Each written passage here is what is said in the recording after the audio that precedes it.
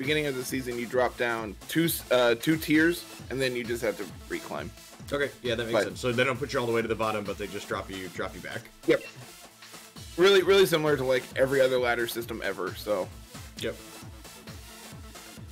All right, so someone asked what we're doing this morning to start. So we're not going to do the Duck team exactly like last time to start. We're going to play, this is a rental code that I snagged off a Reddit post that has a similar idea to the Golduck team, only instead of using Polytoad and then Duck as a puncher, it's using, I'm blanking on the genie's name, to set Tornadus. Tornadus. Right?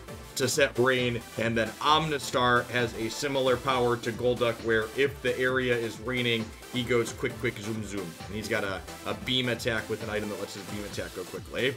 Yep. So we're gonna use this group and see how they go. Thunderous, yeah. Hey, CJNJ, thank you for the 25 months. I appreciate that. Welcome back. For those of you joining us today, welcome to some more Pokemon VGC. I am joined by Carter Noble here, as the title would imply under his name. He has a lot of experience doing Pokemon VGC stuff, and he's kind of guiding me through learning the ins and outs here as we poke into this more. Okay, so I believe this is a rental team that Aaron Zhang was playing. This is Choice Scarf Swampert next to Weakness Policy Cinderace. So we need to go turbo fast as quickly as possible. So we're gonna probably just the Star. Yeah, Thunderous. probably just Amistar Thunderous, and just try to get rid of this Cinderace before it can actually do anything. Okay. And then in the back, I kind of want to test out the Arcanine Registeel thing just to see how good this feels. Sure. Yeah, that sounds great. So they line up pretty well against what our opponent's doing. So the Registeel here, you can see, has the weakness policy. So I mentioned the front half of our combination is Omnistar with set rain to make the Omnistar fast. And the back half of this team, Arcanine has Bulldoze, which notably hits our opponent's mons and our teammate, which will trigger the weakness policy on our Registeel to increase its attacks. And we're using Bulldoze instead of Earthquake because Bulldoze doesn't hurt our thing as much as Earthquake would, right? Yep. Okay. It's base 60 power compared to base 100. Notably, it's also not stab on Arcanine, so it's going to do a little less damage. You should probably lock into the Registeel, by the way. I was giving us time to talk, okay, Carter? I'm watching the clock, okay? I've had multiple matches where I get down to like 3 and 4 seconds on the clock, and whatever reason the timer, like the server lag, doesn't register what I put in. Fair. We'll put it below 5. I just want to make sure we actually get to do the thing. Thanks for the new follows, folks. Zeno, J Guns, and Timbercock. It's my second time doing VGC here with Carter, but it's been a lot of fun. I'm interested in doing more of it for sure. So, notably on this team, you don't typically want to Dynamax the Amistar because you do have the Meteor Beam. Wait, does the Thunderous not set rain to start? No, it has Prankster Rain Dance. So it has to use its move to actually set rain first. Okay, so my Omnistar is not going to go first then. It will, because dynamic speed tiers happen. So you're going to set rain. It then will check speed tiers again. So probably just want to go into the Thunderous here, or the Tornadus. And then set rain. So Prankster Rain Dance means the Rain Dance goes first. Correct. Okay, got it. That's interesting. I'm not sure how I feel about... I guess the Thunderous has better attacks than Polytoad would. One thing I was looking at when I was looking at this team, I wasn't sure if I liked the idea of Thunderous versus just Toad using Drizzle and Icy Wind to follow it up. I'm not going to lie, this is not at all what I expected. But yeah, what's great is, like, your two rain setters, the two Pokemon in the format that currently have Prankster have Drizzle are Pelipper and Polytoad. And Pelipper it's super frail, and it doesn't really do anything besides have Drizzle. So they set Tailwind, meaning they're going to be faster than us, and yeah, this went well. Yep. So for example here, if we would have had Toad here instead of Thunderous, Toad would have set from the start, and then Omnistar would have gone first, right? Probably? No, actually, because they also have Prankster Tailwind, which doubles their speed of their team.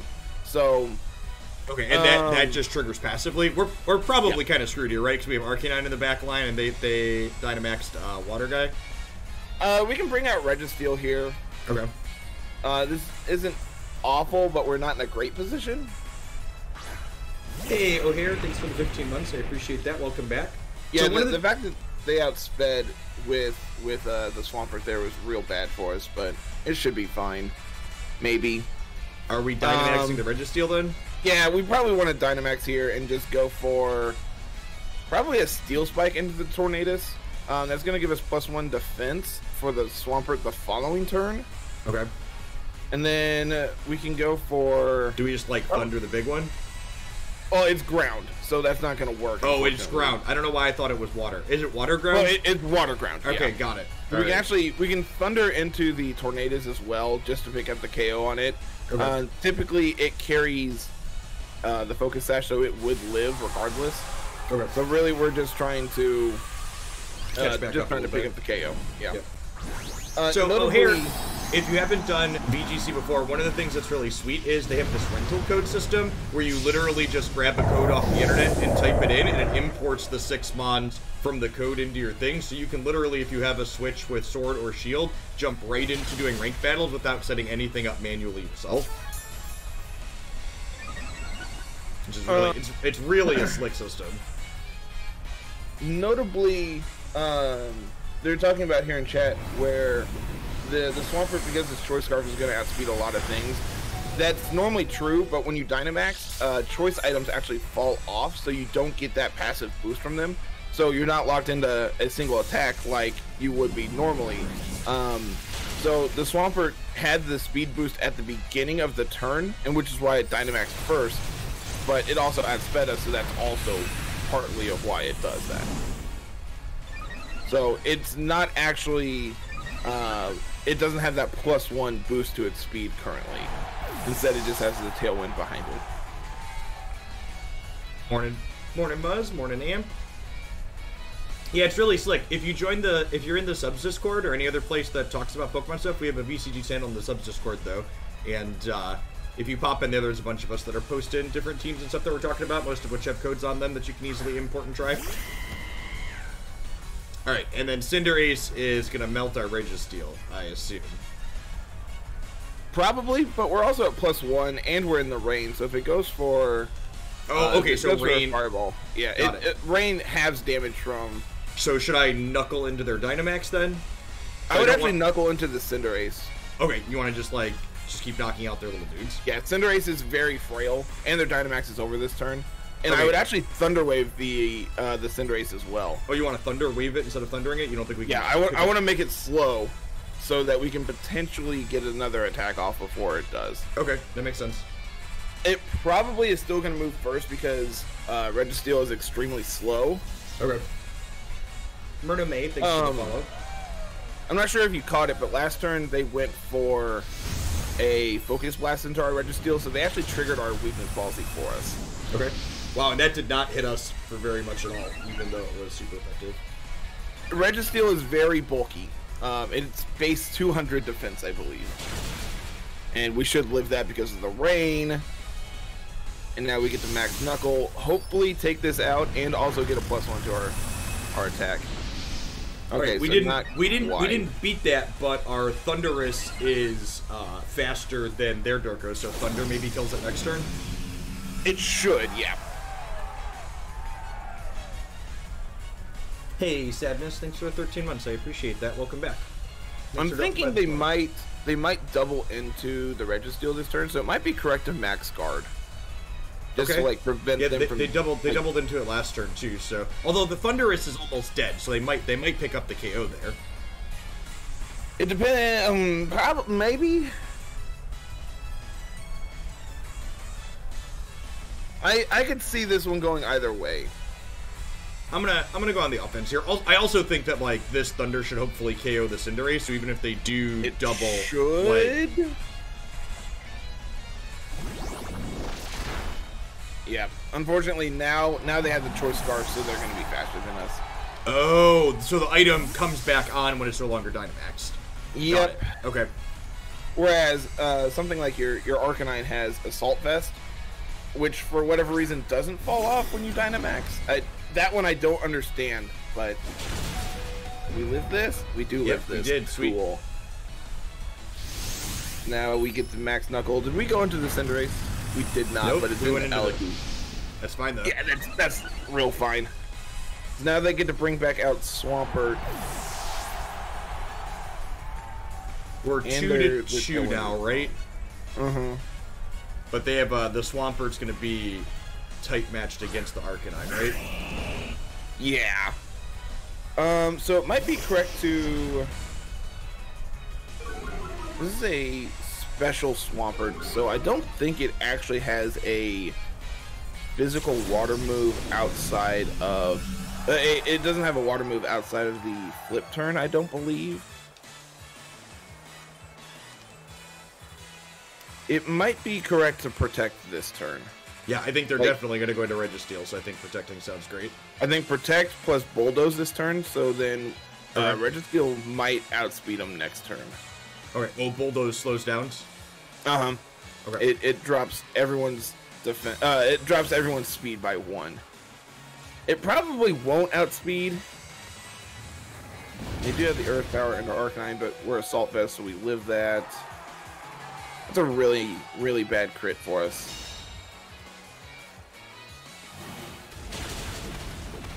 Nice. Picks up the KO on the Cinderace. That's really good.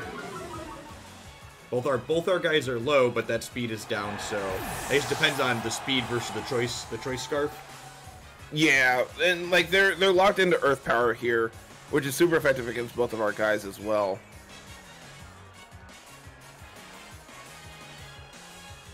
So we just probably, I believe Hammer Arm does more damage. Yeah, looks like it. We could go for Ice Punch and try to get a freeze. I think that might be our only out to this game. Depending on who they go into here. And then here,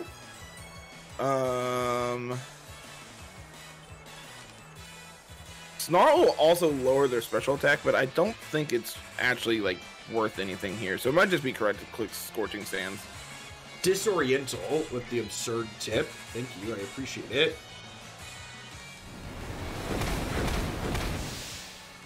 That really did not do a lot.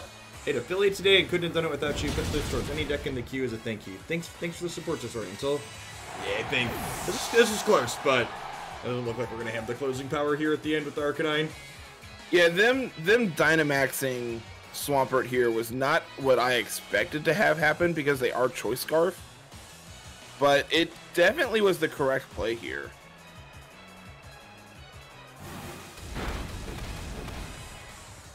And that still does like nothing. Yeah. I mean, the way the Arcanine is built, it's mostly there to trigger the weakness policy on the. Yep. It is a support-oriented Arcanine. Yep. While also allowing you to have a bunch of offensive pressure behind it as well. Hey, morning, Volcran. Yeah, I'm excited to poke some more. I was glad Carter was able to pop on with us. I told you, man. Anytime you want me on, I'm available. Let's do it. Except for like during the week when I work. That one I can't manage. Silly jobs. I think my boss might have a problem if I'm streaming at work. You know.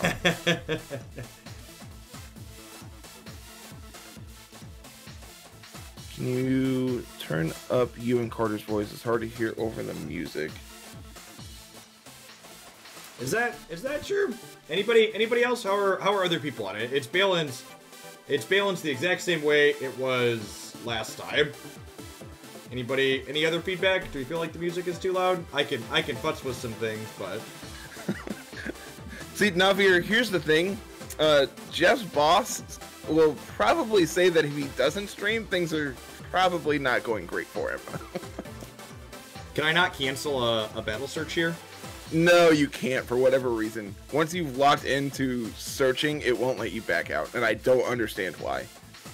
It would literally be as simple as adding in a command of hitting B, but it's one of the it's one of the few things I actually don't understand why it isn't available.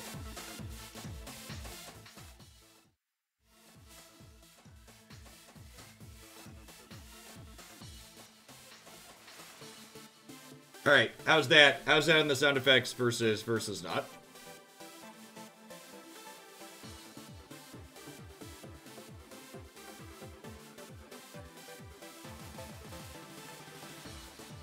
Can you still hear the game sounds, or are they just like completely silent? No. See, Jeff, you didn't have to worry about it because an opposing trader could not be found. What a dead game. The ranked no one battles don't in the exist. world wants to play Pokemon this morning. You can hear it. All right. They knew that you were on and trying to make content, so they're like, nah, we're good. I don't want to play. Jeff, I have to ask, why do you have a Mr. Rhyme in your party? That thing is an abomination. Sir, don't judge my casual Pokemon playthrough. I'm judging completely. they beat Leon, Carter. They're very strong.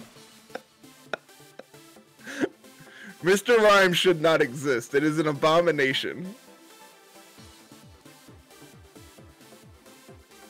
Okay, what do we got? So, Amistar doesn't line up particularly well against the Metagross. It's also not great to the Zapdos, I would assume, too. Yeah. So it might be correct to leave Amistar at home. Do we open Registeel Arcanine then? Yeah, that sounds great. Let's do that. And then we can bring like Rillaboom, Articuno in the back. Yeah, I like it.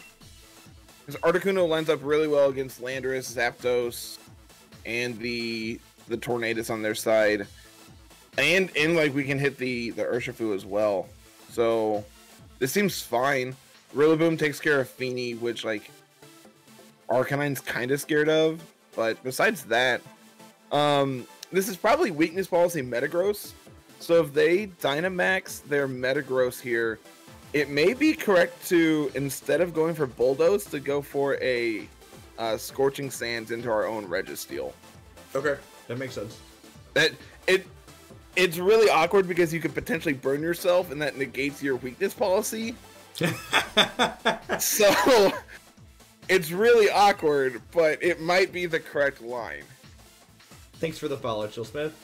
Welcome to the channel.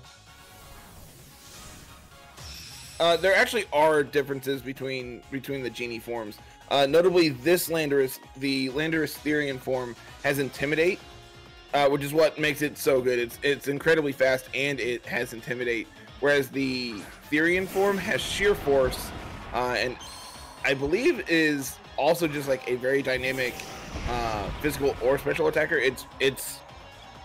There are differences. Their abilities are different. Their stat distributions are also different, but I believe their attacks are all the same. I think anything that one can learn, the other can as well. Okay, so do I just open on Dynamax here then? Yeah, I would go for a Dynamax, go for the Hailstorm into the Tornadus just to try to clear that spot. It's gonna send it down to Focus Sash, and then Hail will pick up the KO on it. I mean, if I Bulldoze, I technically beat the Focus Sash, right? No, because it's flying. Oh, okay. And I don't want to Snarl because that triggers policy. It might actually just be correct to just go for a Flamethrower into the Arcanine. Into the Metagross. Okay, that'll trigger its weakness policy though. We're still okay with that? I think so. Like it does the most damage based on what we can do in this exact moment. The question is it going to outspeed us once it has Tailwind up? And I think the answer is yes. Yeah, it should even without it, right? Because it's Dynamaxing before we do. Well, it definitely outspeeds Registeel. Oh, okay, so you're talking about outspeeding the Arcanine. The Arcanine, yeah.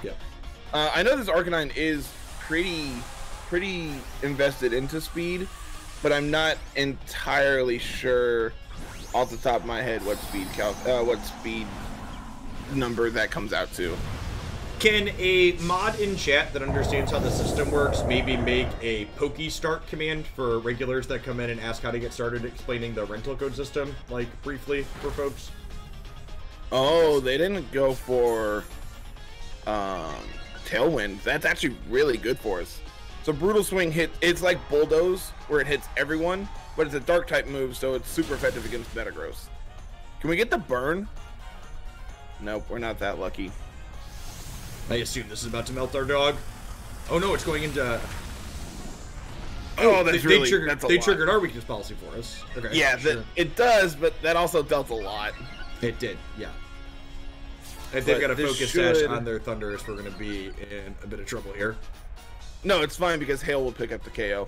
Oh, right. Okay, sweet. So that would actually be great because then they don't get Tailwind up.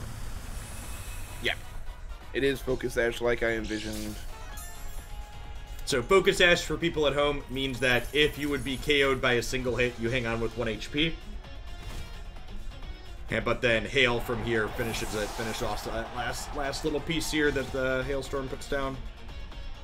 I actually don't remember if we have Tailwind on Articuno. Let me find out. I had to go through and find where Jeff posted this team. It does not. It has Weather Ball. Yeah, it's Life Orb Articuno. It's very offensive. What does Life Orb do for the people at home? Life Orb is a held item that does, you add a 1.3 times multiplier to all your damage output at the cost of 10% of your life. How do we feel about Max Guard on the Registeel this turn? I think that is 100% correct. Okay. I think we Max Guard here, and I think we just go for probably just another Flamethrower into the Metagross. Okay. Just like try and get that burn on it. Like, that seems really important here. And I'm not entirely sure how we win if we don't get it. We'll figure that out. That's future Jeff and Carter's problem. Nice. That is still going to go into the Arcanine, which does do a good chunk. And the Quake into the Registeel, that's great. Have some Hail. Hey, Morning Row, how are we? Is Tim in chat? Zeno's here. Yeah, we got a bunch of people from the Discord. Yeah, there's Tim. So, Registeel's probably dead this turn. I assume they're going to push into it again. I envision so. Do I try and high roll the Max Guard for the second turn in a row? It's like 1 That in 3, actually, right? that might be correct. Because, like, it's almost assuredly dead, right? Like it's only upside if we hit it. Yeah. And like, if it doesn't hit, you were going to die anyway because they're faster than us. Okay. Oh. Huh. Well, we hit it. Okay, I mean, like, that means their Metagross is done being Dynamaxed, right? Yeah, this is fine, I think. Like, this Earthquake is going to take out the Arcanine, but that's fine. Notably, this isn't Scarf Landorus, because if it was, it would outspeed Arcanine. And it changed attacks there, so we know it's not. I wonder what it's holding then. It might just be Berry. Because it's not Life Orb. I think I like Rillaboom. Articuno seems great if we bring it in later, because I want to deal with the Metagross before we bring in Articuno. Okay. Is that because Metagross usually has super effective moves into the Articuno? Yeah, Steel is super effective against Ice, so we want to potentially clear it out before we. Steel is super effective against Ice. It makes perfect sense, Jeff. I'm thinking about the flavor perspective of that. I'm not sure how I feel about it. I don't know, but that is what I got. Okay, so Steel is not super effective into grass. So do we? Okay, so we have. I assume this is just gonna die this turn. Yeah, I actually don't want to protect this turn. I just want to go for an attack and potentially get this KO'd so we can switch into Articuno. And then I think it is correct. Can you back out for a second and bring up their team by hitting start?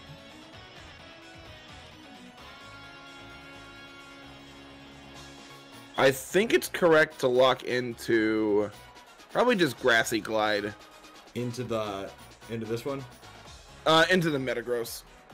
Okay. Like, you think we can KO that? with the. We're choice band and we're boosted by terrain, so there's a decent chance.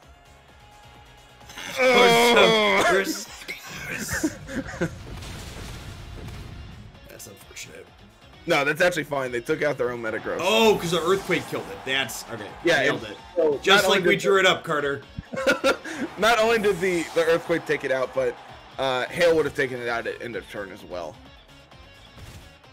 So the question is, Articuno faster than Landorus? And I'm hoping the answer is yes.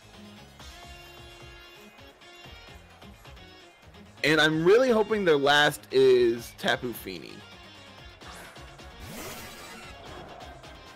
That's also just fine, actually. Okay, so both of these are super effective into each other, right? Yes. So I think the play is to Weather Ball into the Zapdos. Okay, which is currently ice because we're in a hailstorm. Correct. So it's actually base 100 compared to the freeze dry's 80. Okay. And then we had to click Grassy Glide because we're choice band. Are we going probably into this probably one? just into the Landorus, yeah. It's gonna do a real good chunk, and they can't protect if they're Assault Vest. Okay, that's really good. Okay, yeah, sweet. We should be in a decent spot here then. We outspeed, we didn't. Articuno lived, that's all that matters. Cool. That burn is really unfortunate, but we should be able to win here. I think we're good, because we're gonna get to glide before they go next turn. Oh, that's also true. Didn't even need it. We don't need the next turn though, Jeff. You ain't gotta worry about that. Yeah, Zapdos is not known for its bulk.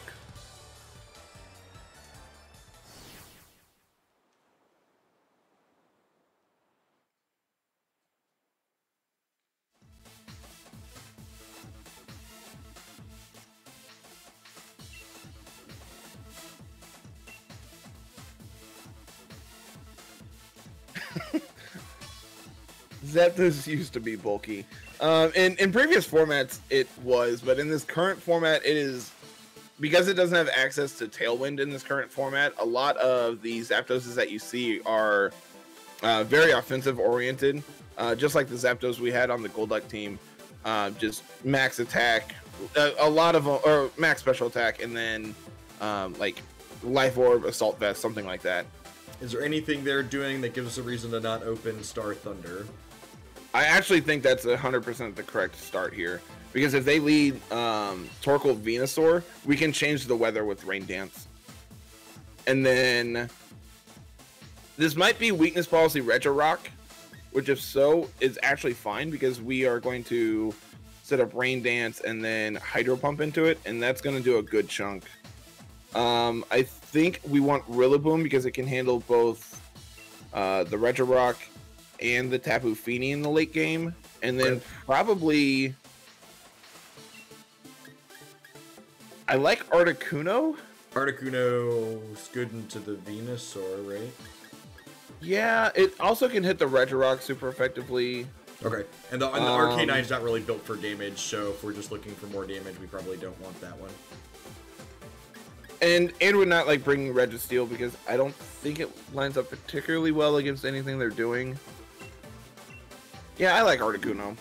We need to watch out for, if they lead Spectrier Retro Rock, it's going to be really weird, but I think we'll be able to be fine. For those of you that are just joining us, I'm sure many of you are familiar with Pokemon loosely. You're loving the VGC. Thanks for the Prime, Mazip. I'm definitely gonna have a question about VGC stuff on my sub survey next month. So probably something we're gonna be doing at least once a week for the time being. It's been a lot of fun. Yeah, this is the start we wanted to see. Okay. So Torkoal, much like Politoed, except it's at Sun instead of Rain. So Venusaur is their weather abuser. It has Chlorophyll, so its speed is doubled. So what we can do is we can Meteor Beam into the Torkoal. Okay.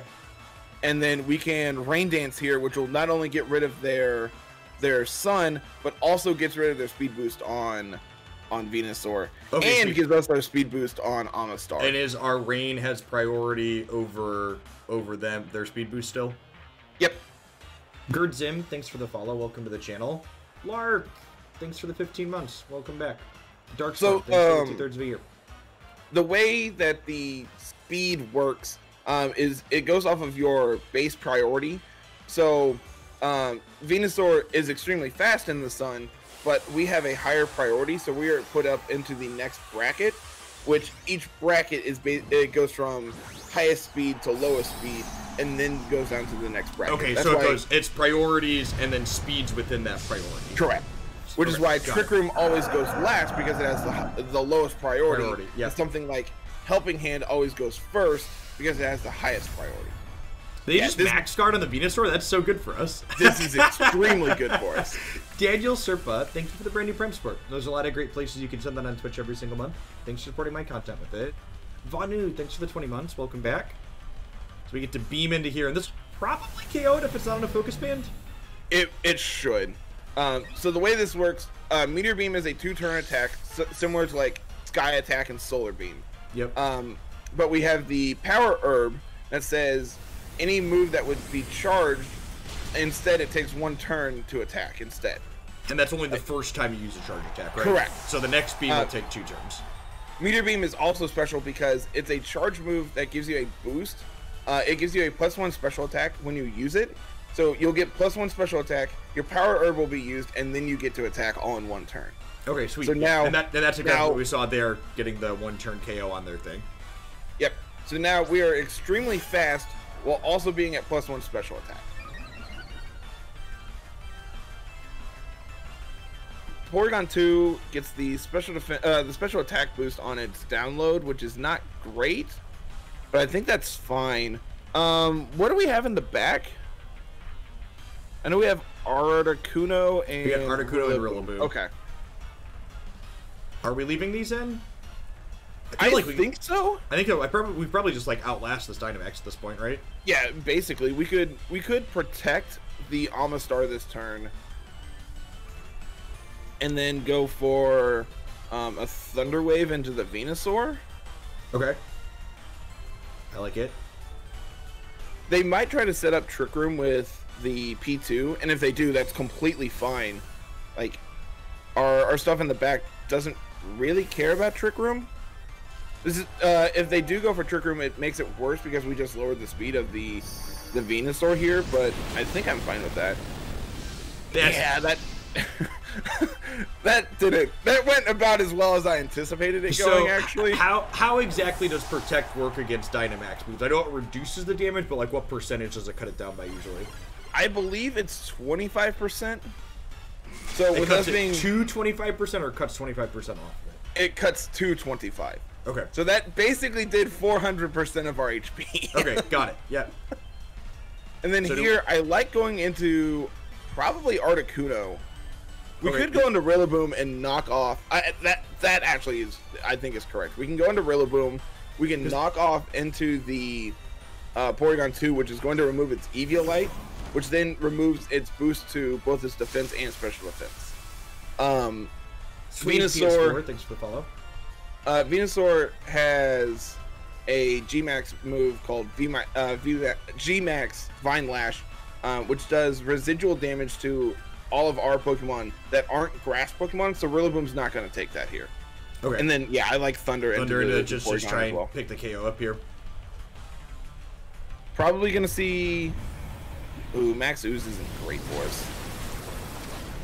Wow. Jeff, why didn't you anticipate that?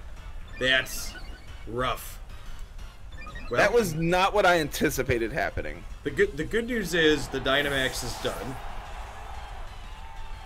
The bad news is we might be trying to 1v3 them. Oh gosh.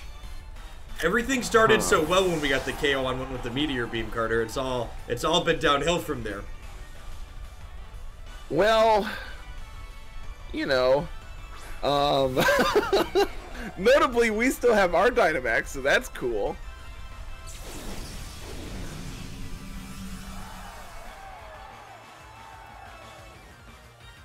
So we can go for the Dynamax. We can go for... If we go for Hailstorm, that makes our Weather Ball Ice type in the future. And I think going into the Venusaur is correct. I think we're probably dead here. I don't feel good, but I've been there's a chance. I've been underwhelmed by the Thunderous. I feel like using that to set up the rain as opposed to having the support from the Toad's been mediocre. The Omnistar's been sweet though. I kind of wouldn't mind trying a Omnistar team along with Toad as the support. I really like the. Oh man, that does a lot. There was the Spectrier Amistar team that someone posted in Discord. That's using weakness policy and weak armor on it. So the idea behind it is you do minimal damage with double kick into Amistar, trigger weakness policy. Weak armor says whenever you're hit by a physical attack, your defense gets -1, but your speed gets +2. So you get your speed boost that you would off of Swift Swim, but you also get your weakness policy triggered. So whereas here, Amistar is not really a Dynamax target. On the other team, you're basically all in on Amistar.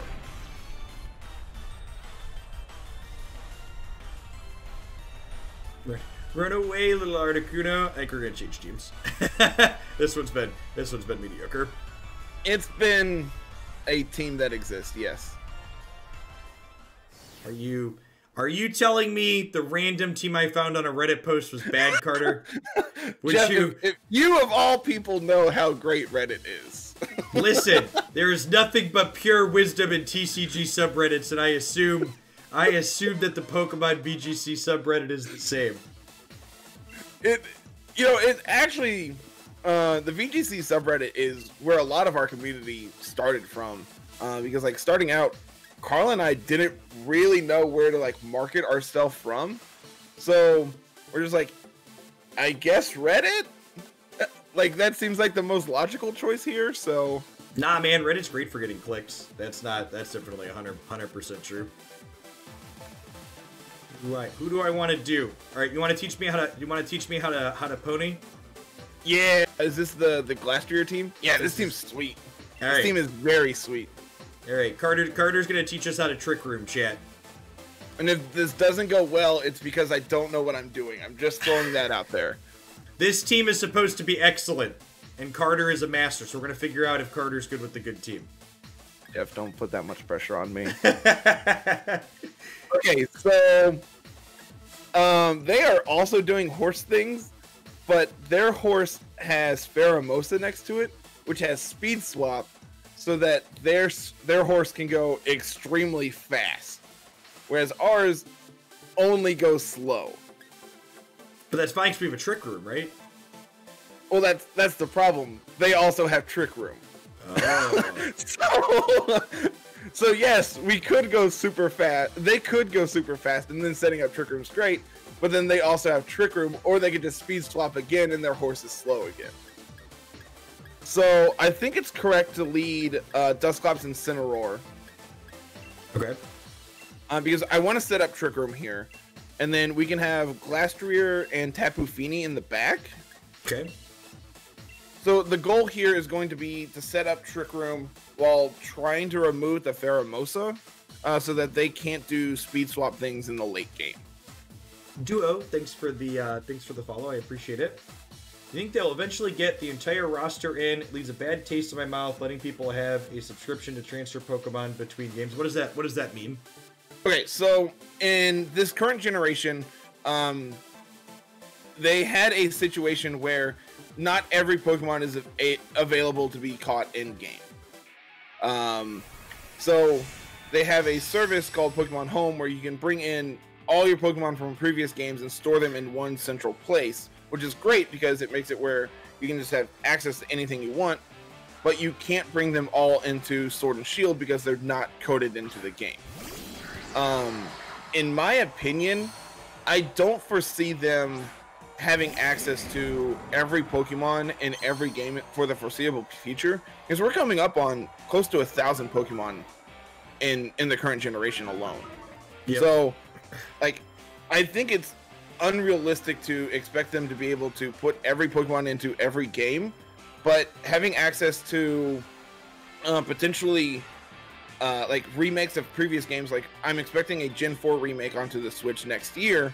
They could just fill in the gaps and have every Pokemon available in every generation, right, but not every game. What am I doing, Carter? We're gonna set up Trick Room. Okay, so Trick Room to start. Mm-hmm. Okay. And then we're going to go for a fake out into the Pheromosa. It's the left bug. The left squiggly. There's too many squiggly. I will say one of my biggest criticisms of this game, as someone who's trying to learn it, the fact that it doesn't put their Pokemon into my native language is a huge barrier to entry to learning. It's real weird. I will admit that. No, it's not weird, Carter. It's just bad. Yes, it is. Like, as someone who, like, would like to get into this more, it is a real challenge having to memorize what all of these things look like instead of just being able to reference the names. Fake out's gonna go off. Notably, Vikavolt is another Trick Room sweeper. It's extremely slow, but it hits like an absolute truck.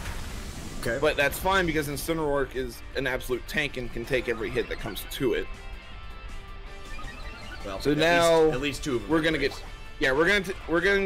get Trick Room up here. And Trick Room, for those that are new to Pokemon or just hanging out for the first time today, it basically reverses the speed order of all the Pokemon. So our horse in the back that we have is super, super slow. So now the slowest Pokemon goes first and the fastest Pokemon goes last. Notably, it doesn't change how priority works. So higher priority moves still are going to go first. It just says that the slowest Pokemon goes first instead of the fastest. Okay. So here, someone correct me, but I believe Vikavolt is special. So going for a Will-O-Wisp into it isn't going to accomplish anything. So I think it's correct to just go for a Nightshade into the Pheromosa. You just try and knock that out. It just, yeah, get some more additional chip damage on it. The left it. bug, right? Correct. Okay. And then I want to go for a Parting Shot into the Vikavolt. This one? Yep, got it. Yeah. So if they go for another Max Quake, they're going to take out Incineroar, and that's completely fine. If they don't, then like we get the Parting Shot off and get to switch into our horse anyway. So I'm fine with losing Incineroar here. That is actually the goal of this turn. So now, because now our goal is to get Gallister into play, so we can Dynamax it and start shotting people. Got it. Blaine and Small Brain, thanks for the follows. Welcome to the channel. I am having a good day. What's great about this is, oh, that's really awkward. Oh, that's really awkward. What just happened? They speed swapped our Dusclops. So our Dusclops is insanely fast right now, which is not good. Yep. Yes. Yeah, that's actually super smart. So I think it's correct to just go for another Nightshade into the Pheromosa. Okay. And then Gallister is Dynamaxing. And probably just going for a Hailstorm. Actually, I want a Hailstorm into the Pheromosa as well. Okay, so we just want to pick up the KO here? Yes. So what that's going to do is Glastrier has an ability, it's called Chilling Neigh, and says whenever it picks up a KO, it doesn't matter which Pokemon gets KO'd, as long as it's the one dealing the finaling blow, it gets a +1 to its attack. Okay. So we basically we're setting up a monster. We Trick Room so that way it's really slow and it's going first, and then every time it knocks something out, it snowballs as it goes. Correct. This is fine because this is going to trigger our weakness policy. That crit's really unfortunate, but Pheromosa is 100% KO'd this turn. The question is, can their Dynamax kill our horse? Yes, that's the question, and I think the answer might be yes. Yeah, speed swapping the Dusclops was something I did not anticipate doing, and that is like the biggest brain play I have seen in quite a while. This game would be pretty impenetrable at Mr. 3000 if you had to farm a bunch of Pokemon yourself. I don't think I would have ever gotten into it, but the rental team system is super, super slick and clean. Gallister's going down. Yeah. I think we're dead, Jeff. I think I agree. There's a couple of things that happen in this game and one of them was variance, so we can't control that, and the other one was our opponent outsmarting us. Well, I'm professionally lucky, Carter, so if we were unlucky, it's definitely on you. Look, Jeff, I don't need this. I don't need this kind of harassment in my life. All right, Tapu Fini is like a support mon, right? So we're just super dead? No, this one is actually super offensive. Oh, okay. Well, Yeah, I mean, so, aren't all Tapu Fini offensive? to an extent, yes. Some are more offensive than others, and that's fine. So, notably, their Dynamax is over this turn. So I think what I want to do, and this is going to sound crazy, but I need to see how many turns of Trick Room are left, because it might be correct to reverse Trick Room. Oh, because already it is fast. Correct. It's faster than Vikavolt. That's the important thing. There's two Trick Room turns left. Okay. So I think it's correct to click Trick Room this turn.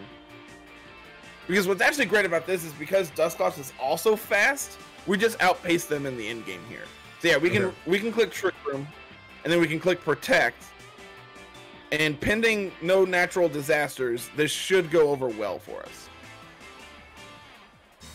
Hopefully they double into Tapu. That would be great. There's the Thunderbolt, that's great. There's the Stone Edge, that's great. Yeah. Just like we drew it up. Actually, perfect. I mean, Sword and Shield has older generation Pokemon in it, not nope, so you could just explicitly build a team in Sword and Shield with just first gen or second gen or whatever generation Pokemon you want. Yep, there's a ton of Pokemon still available, and to those that aren't available, like that you can only get one of in the game or whatever, you can just get on Pokemon Home and use the GTS and trade. So here, I kind of like just going for Nightshade into the Vikavolt. I think Vikavolt is a bigger threat to us than the Entei, so I want to be able to clear it first. Okay. It might be correct to actually set up a Calm Mind this turn. Calm Mind is going to give us +1 special attack, +1 special defense. Okay. But I don't know if that's enough to lift the hit from the Vikavolt. So if this goes poorly, I'm going to blame chat. I guess I'm wondering about competitive Pokemon that aren't in Sword and Shield. I guess I'm confused why people are asking, like, if the Pokemon aren't in the game, you just can't use them, right? Yeah. So like, that's the end of it. That's the end of it, right? Like, no, you can't use Pokemon that aren't programmed into the game. I guess that question just seems silly. As someone that knows nothing about competitive Pokemon, that question seems silly. Jeff, chat talked me into that move, so it's clearly chat's fault. Should have gone for. That's fine. I think they were on 3 to RC. I think they were. Our Dynamax got screwed. Yeah. Is there a good resource to learn what rental teams are? It's super straightforward, Mr. 3000. You literally just find a team code. We actually have some in chat. So teams, these are teams that we played last time, and you type either of these codes into the rental system on Pokemon Sword, and it pulls up the 6 mons in that team, and you can just jump in and play with them.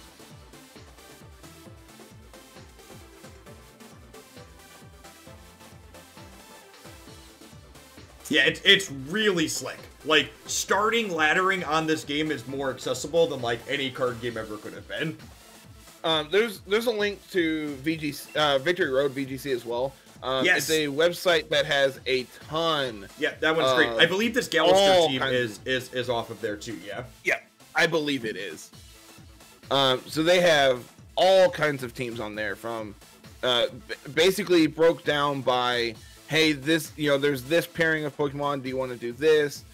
Here's all these Metagross teams. So if you like Metagross, yeah, this website has a ton of resources, and what's even better about it is, like, they have older series teams on here as well, and they label them, like, there's this Porygon Z team. That's something I played a lot of in Series 6.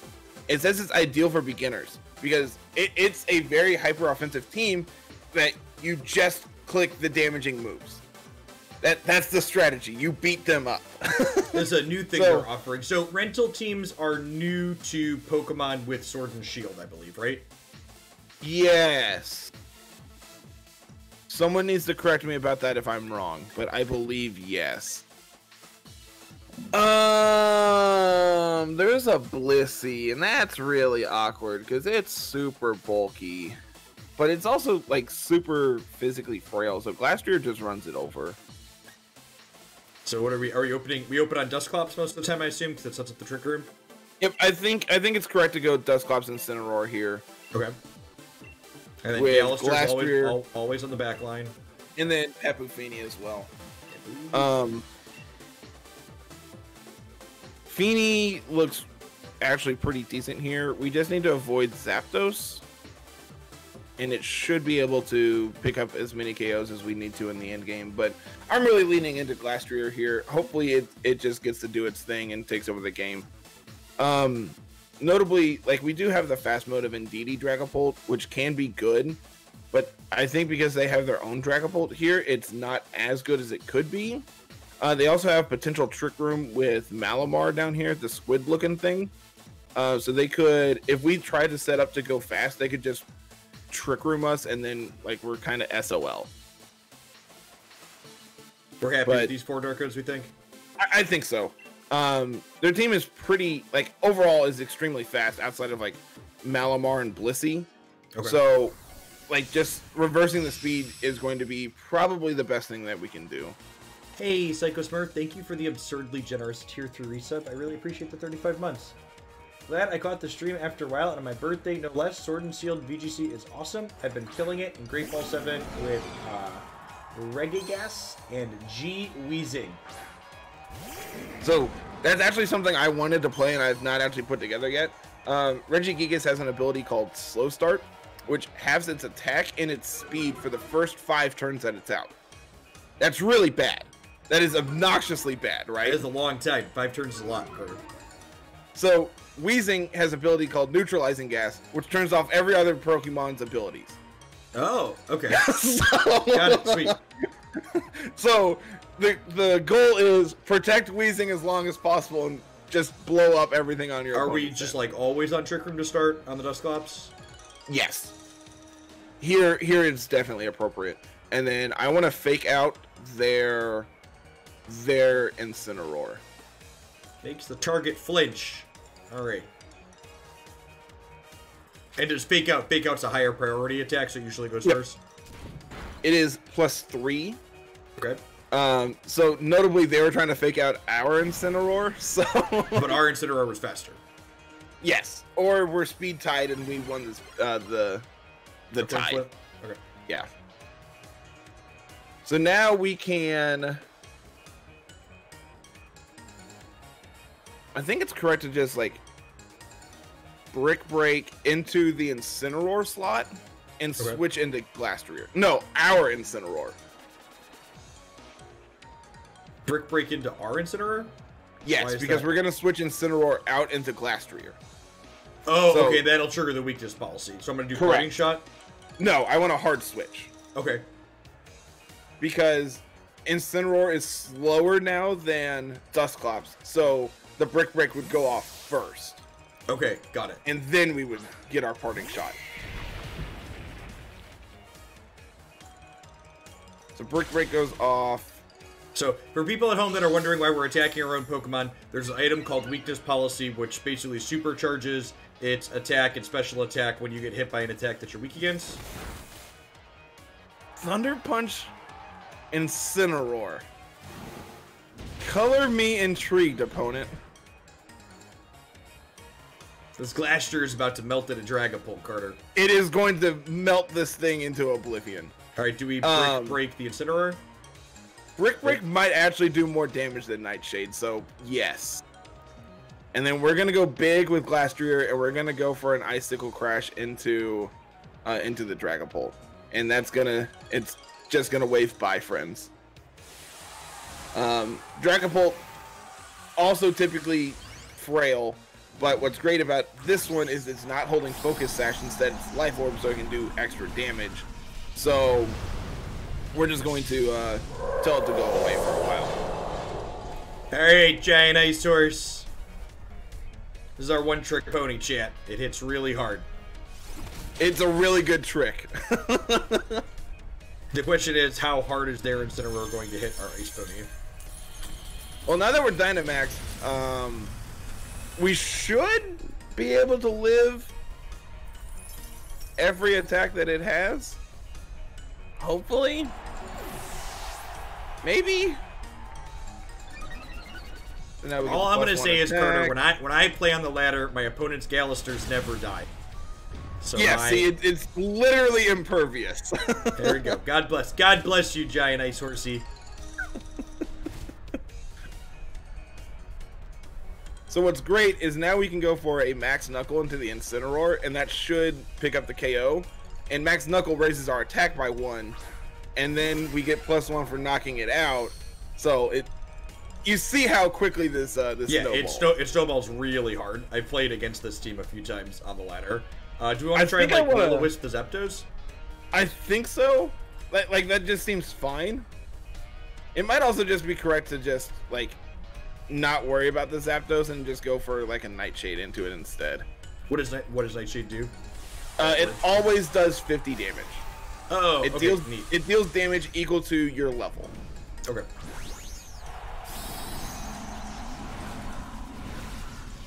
To be fair, most things don't like a +2 Steel Spike from Metagross.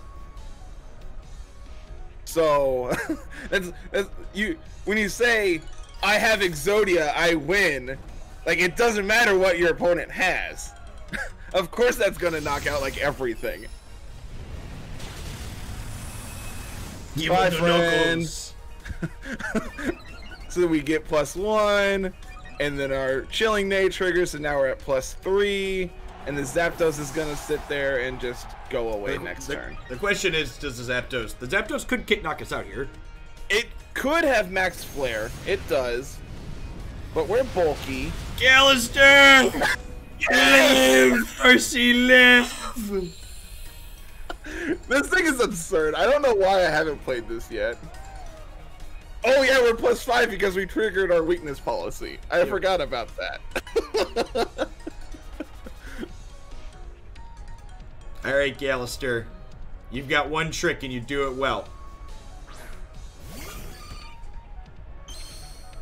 That Blissey is a joke. We don't care about that one right now. Do I Will-O-Wisp it? Brick Break will probably actually deal more damage. Okay. And actually, as weird as it sounds, what do we have in the back? What is our last Pokemon? Oh, we still have Incineroar and Tapu Fini. Yeah, we're good. I'm gonna ice the bird. I think so. So Blissey could have Seismic Toss here, which is the exact same thing as Nightshade, but holy Blissey is not known for its bulk, or at least its physical bulk. So Blissey has, I believe, the highest HP stat in the game at 255, and its special defense is like 180 or something, just absolutely insanely high, but its defense is 10. So it literally can't hit a physical attack to save its life. Alright, Gallister's down, but we're 3 to half a Blissey. To half of a Blissey, yes. Their Zapdos did explode. Our Horsey is very good at melting things. So then we can bring in the Incineroar and go for a Fake Out into this, and that honestly might be enough to pick up the KO. I mean, the Brick Break alone did half last turn, so I imagine that's gonna... And that's like minimum attack Dusclops. Like, that is as minimum damage as we can possibly do to our own Glastrier. So yeah, we'll just go for Brick Break, and then we'll go for Fake Out. Notably, Trick Room ended this turn, so Incineroar is the fastest thing on the field here as well.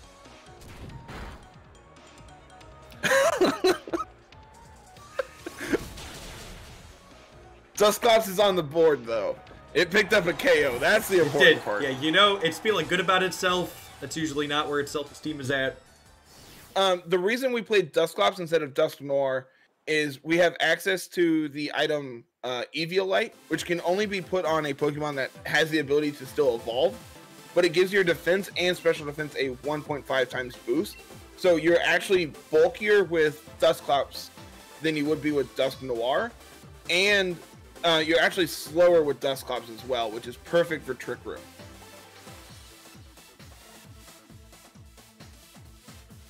All right, 2 wins. We're almost up to 50%, Carter. I believe in us. To be fair, the first team shouldn't count because that wasn't that good. Okay, we're 1-1 with the horses. Okay, that's true. That's fair. We'll delete whatever happened in that first set from memory. It does it.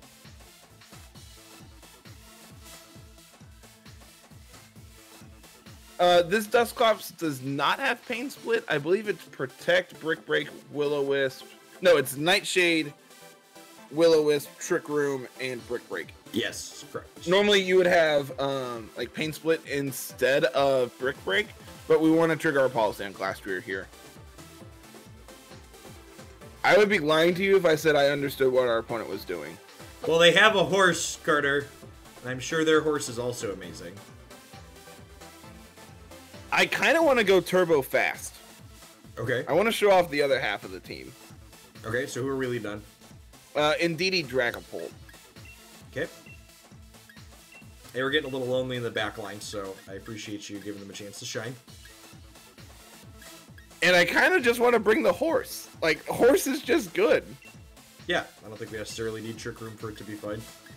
And then probably Incineroar. Otherwise, their horse and their Ferrothorn are going to be really annoying to deal with in the end game.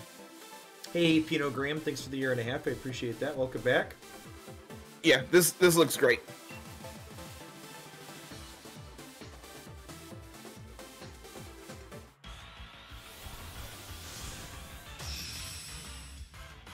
Yeah, Bulldoze is another thing that that Dusclops can have access to as well. So Dusclops has a lot of ways to trigger a bunch of different weakness policies once Trick Room is up.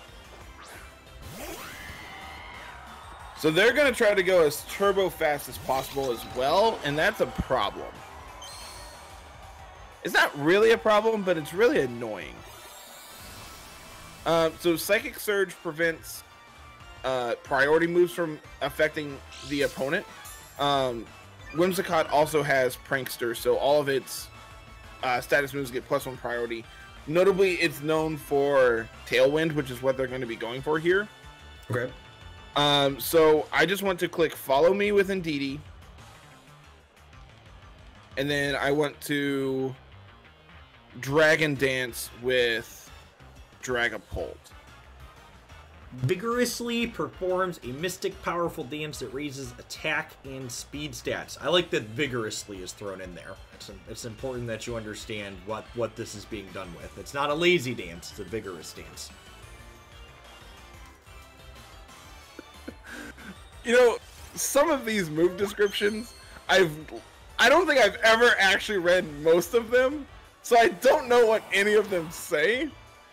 So you're missing out on literary gems like the vigorous dance, Carter. I am. You gotta savor the flavor, man. That hurt, Jeff. That really hurt. But we should hopefully outspeed everything our opponent's doing. Like, they have Tailwind up, but Dragapult's at +1. Barraskewda is like the one thing that outspeeds us, and that's really awkward.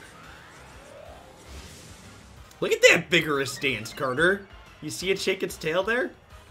I did see that, yes, Jeff. I want to click Follow Me again. Okay. And I want to Dragon Dance again. Okay, I mean, I'm all about the dance. This could end really poorly if they go for, like, Crunch into Moonblast. Okay, there's the Moonblast. That's actually good to note that, Oh, it lived! Oh, that's that's really good.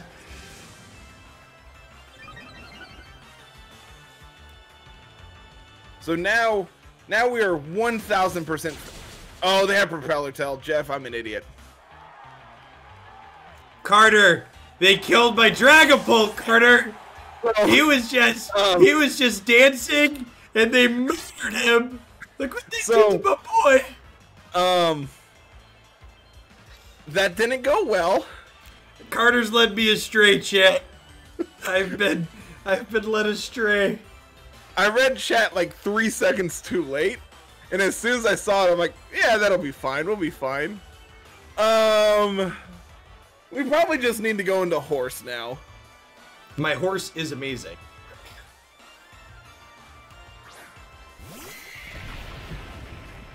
To be fair, Barraskewda is not a Pokemon I see, like, literally ever. So, I want to go for Helping Hand.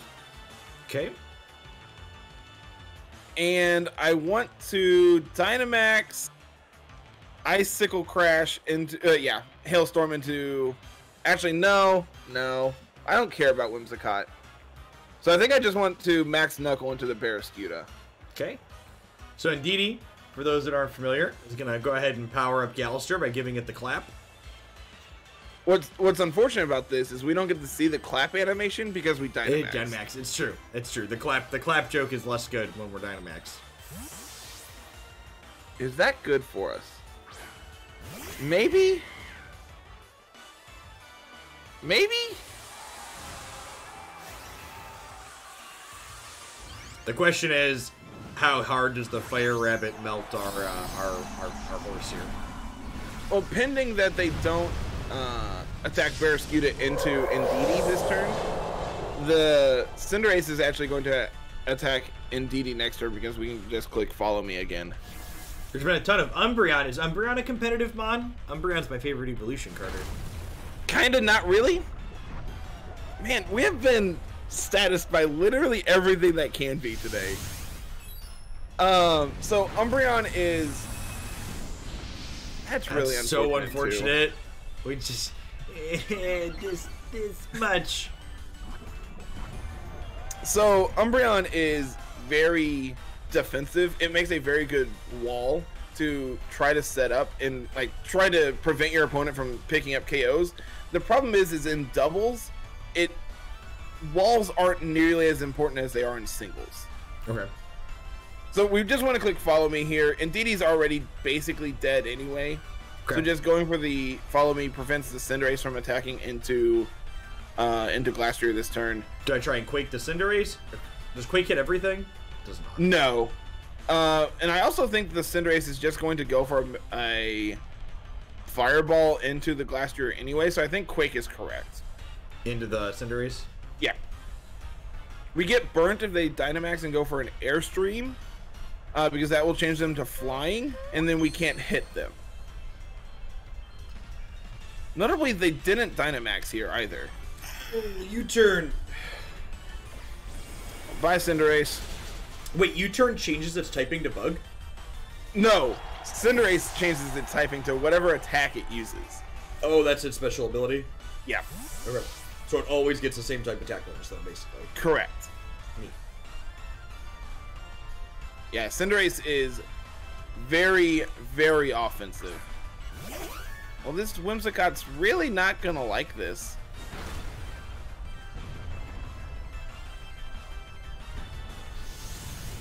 No, it's Life Orb on the Cinderace, if that's what we're talking about. How much did we do? I actually missed it. Half. No, that's actually not terrible.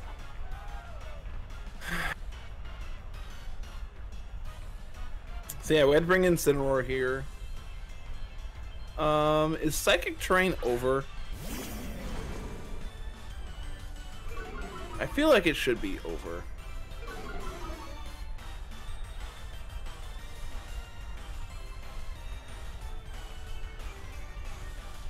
That's really, really unfortunate. Because if Psychic Terrain was over this turn, we could fake out into the Barraskewda to pick up the KO. But because this stops priority moves, we can't do that. So we can Burning Jealousy, which is going to hit everything. Unfortunately, Incineroar is probably getting KO'd here. And then, yeah, I want to go for an Ice Storm into the Whimsicott. That's going to pick up the KO. Hail's going to be able to take out the Barraskewda. They're going to set up Tailwind again. That's fine. We don't really care about that. They're already faster than our entire team. Liquidation's really going to hurt. Live, Incineroar, live! Oh, that actually went way better than I anticipated. He's a bulky boy, Carter. This is probably going to pick up the double KO. Oh, it doesn't! That's even better for us then. Because now we get to trigger the horse. Yeah!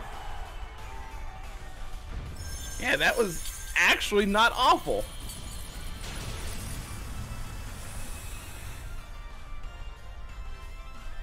I don't think we've picked up a KO yet, right? These are our first two? They've been switching the rabbit around. Which is actually great. Unfortunately, I believe our Dynamax is over this turn. It is, yeah. And they haven't yet. So you're saying we're screwed, Carter? I didn't say that, but since you did, yes.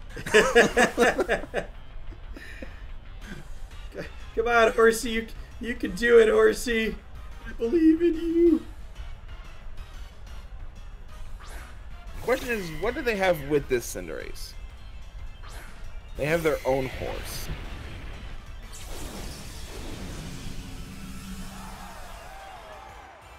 Huh. Howdy, Master Mark. Good morning. So, their horse is probably on a weakness policy too? Probably. And that's really, really bad for us. What if we just, like, burning jealousy and then hope our horse goes first and we put our horse into their horse as well? Or, like, is Flare Blitz hit for more? 120? Yeah, Flare Blitz is going to do way more. Let's just try and kill the horse. I think that's our shot to win here. And then probably close combat. Okay. This goes really poorly if they Dynamax the Cinderace instead. Which I don't believe you can get Cinderace in a luxury ball, so that should be the horse. Alright, fingers crossed. Oh yeah, they have Tailwind, so their horse is definitely going to be faster. I just need you to believe, Carter. Oh, that's step one.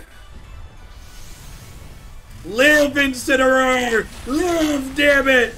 Alright, well, I think we're dead. Alright. Our horse was less amazing, chat. To be fair, I've never seen U-turn on Cinderace until today, so you know. Holy cow, that does a lot. If Incineroar would have lived, I think we would have taken that down. I think you're right. The problem is now we triggered their policy. Oh yeah, we're dead. I'm gonna concede. Okay. I think our out to win this game is our opponent disconnects. So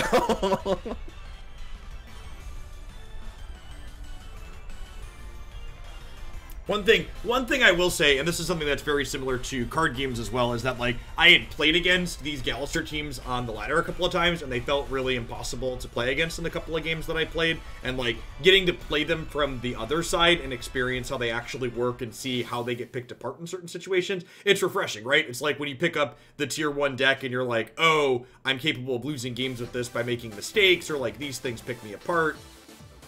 And the way the rental system works in Pokemon VGC, it's so easy to be able to just go, oh, this is this thing that keeps beating me. I can go grab a code and play that and see how it ticks. Yep, it's fantastic. This rental program is easily the best thing they've done to Pokemon in recent memory. Trick Room Sunshine is a status ability for 5 turns where it reverses the order of the speeds. So the slowest Pokemon goes first and the fastest Pokemon goes last.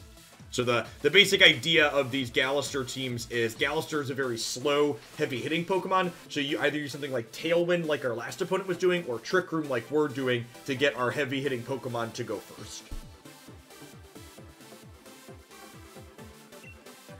Jeff, we have not made a lot of ground this morning. That's fine. Listen, Carter, it's all about, we're just here for the experience, okay? True. That is, in fact, true.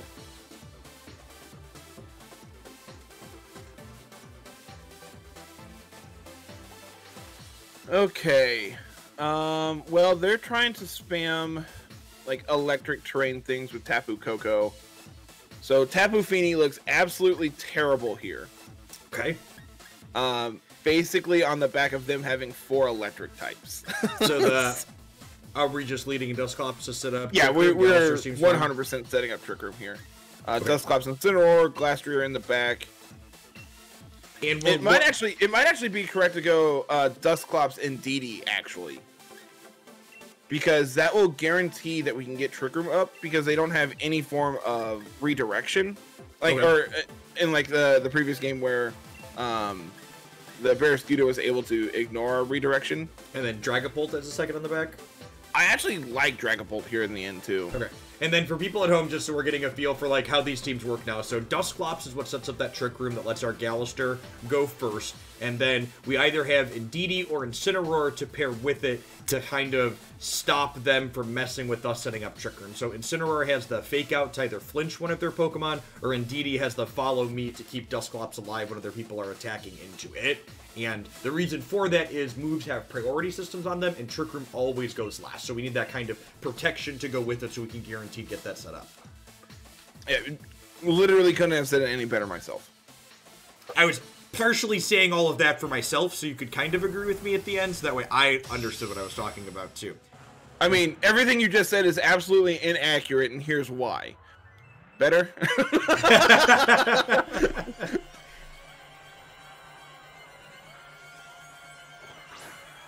Swede, we don't need Shedinja. Just stop it, man. Get some help.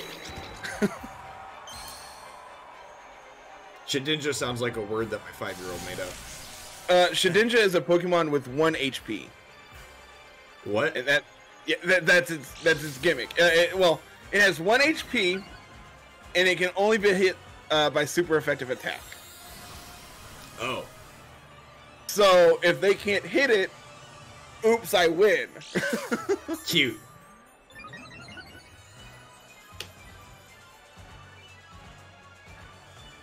I wonder...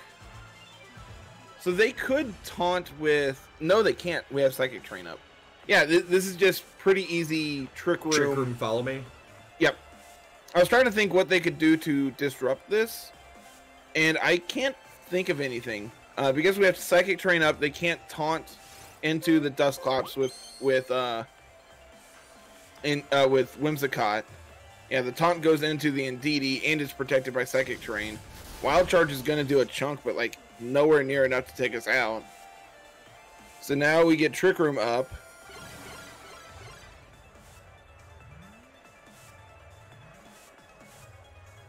And then here, I like going for a Will-O-Wisp into the Tapu Koko. This is a physical variant with Wild Charge, so it's very offensive. So being able to get the burn on it seems correct. And then we can just click Expanding Force here with Indeedee. Like, we have slowed them down enough at this point that we could go into Horse, or we could try to play a longer game and just prevent them from ever trying to build an advantage. And it might honestly be correct to switch into the Horse this turn. Yeah, I think that's usually the goal, right? Just like, because what's even better is then we can preserve Indeedee for the late game, so we can potentially go for Dragon Dance shenanigans in the end game as well.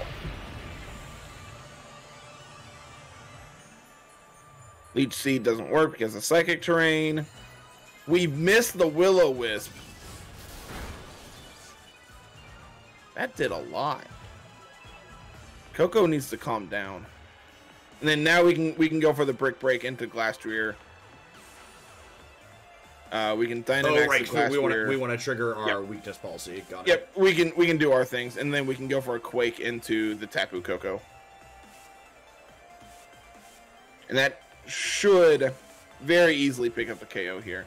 I have a feeling even if they protect, it will pick up a KO. That's how confident I am. Okay, you heard it here first, chat. Raikou doesn't do anything. And it's Air Balloon. That's actually really good to note. So Air Balloon is an item that they can hold that makes them float in the air, so they're immune to ground moves. Neat. Okay. But if they get hit, it goes away. The balloon pops. Cute. It basically like protects it from a super effective hit for one turn. Correct. But that's fine because we don't care. We can literally attack it with Dusclops to break it first, and then go in with the Max Quake to clean it up. Yeah, it is. It is Deckmaster. Told you. more like Tapu KO'd. Am I right? Yes. Technically, you're getting booze from chat, so you know it's bad, Jeff. Chat just doesn't appreciate my genius, okay?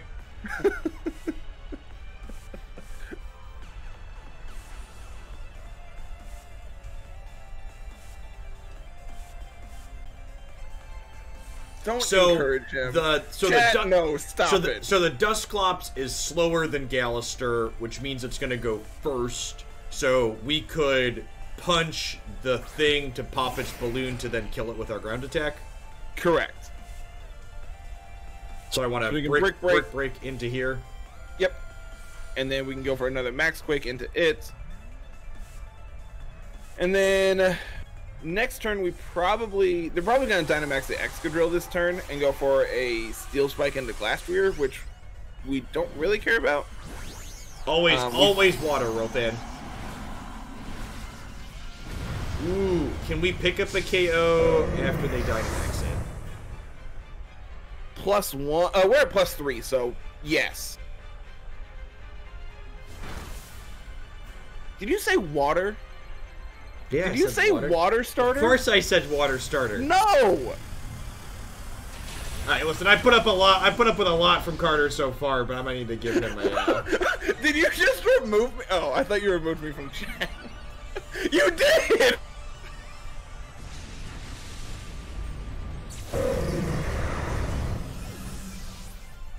Alright, Carter can come back because he was right because we got the KO on their Dynamax. I'm glad I could be of some assistance here, I guess. To be fair, I wasn't expecting the Raikou to Dynamax there. I was expecting the Excadrill to Dynamax. But what are these incorrect choices? Thank you. Always fire. Fire is the best starter. My 5-year-old would agree with you, Carter. He loves his Cinnabunny, or whatever it's called. And then, yeah, we can break into... Do we expect a focus band on this? Do we break it just in case? There's definitely one somewhere, and it's on one of these two. It's probably on Whimsicott. I'm guessing it's on Whimsicott. Yeah, why am I out of focus? Jeff, what did you do to me?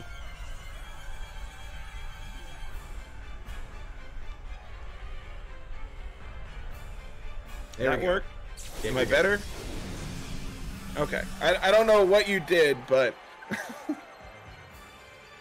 No, opponent come back. I wasn't done. I was like, wait. I was like, what happened? I choose my Dynamax move. I know. I'm over here messing with my camera. I look over and our Dynamax is over. I'm like, what? What? What happened? Jeff, what did you do? Alright, I think we're 2-1 now with this team. 2-2? 2-2? I don't know. Scoreboard. I don't know, man. Yeah, 2-2. This team is fun. Because we went 1-2 with Omnistar. Yeah, this team is definitely fun. I have enjoyed this.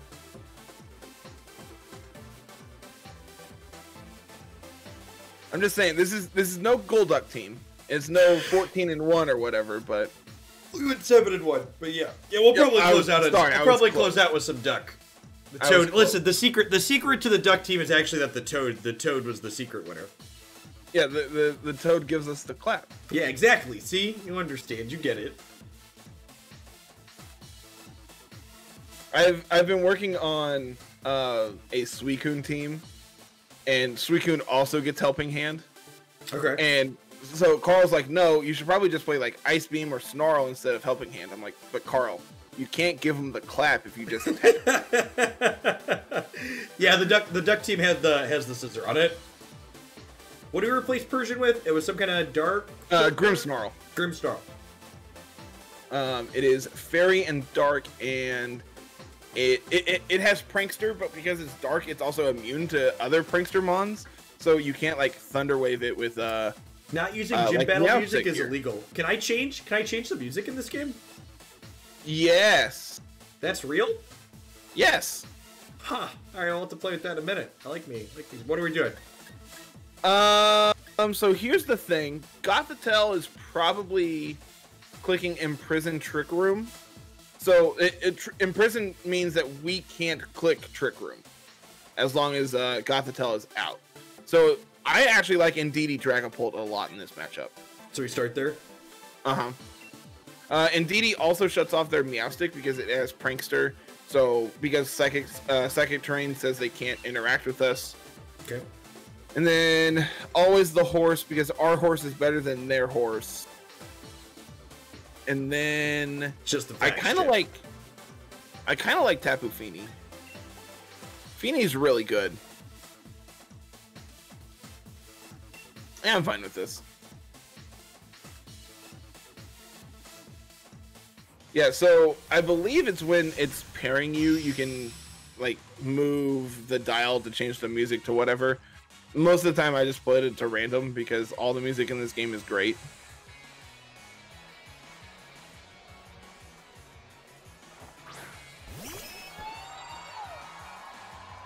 I need someone to tell me what this thing is and what it does.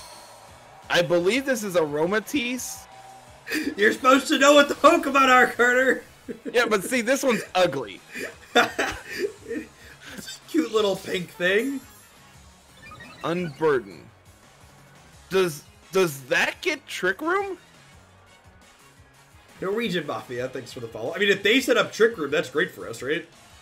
Yeah, actually.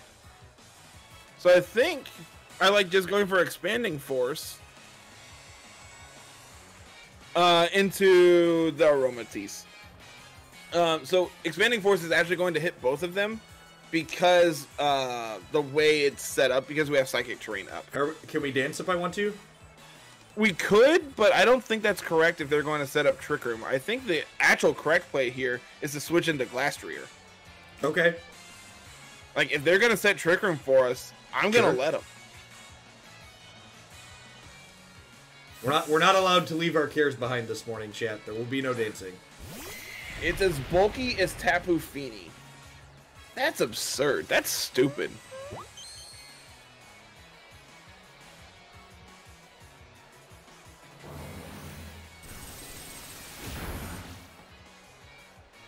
Decent chunk.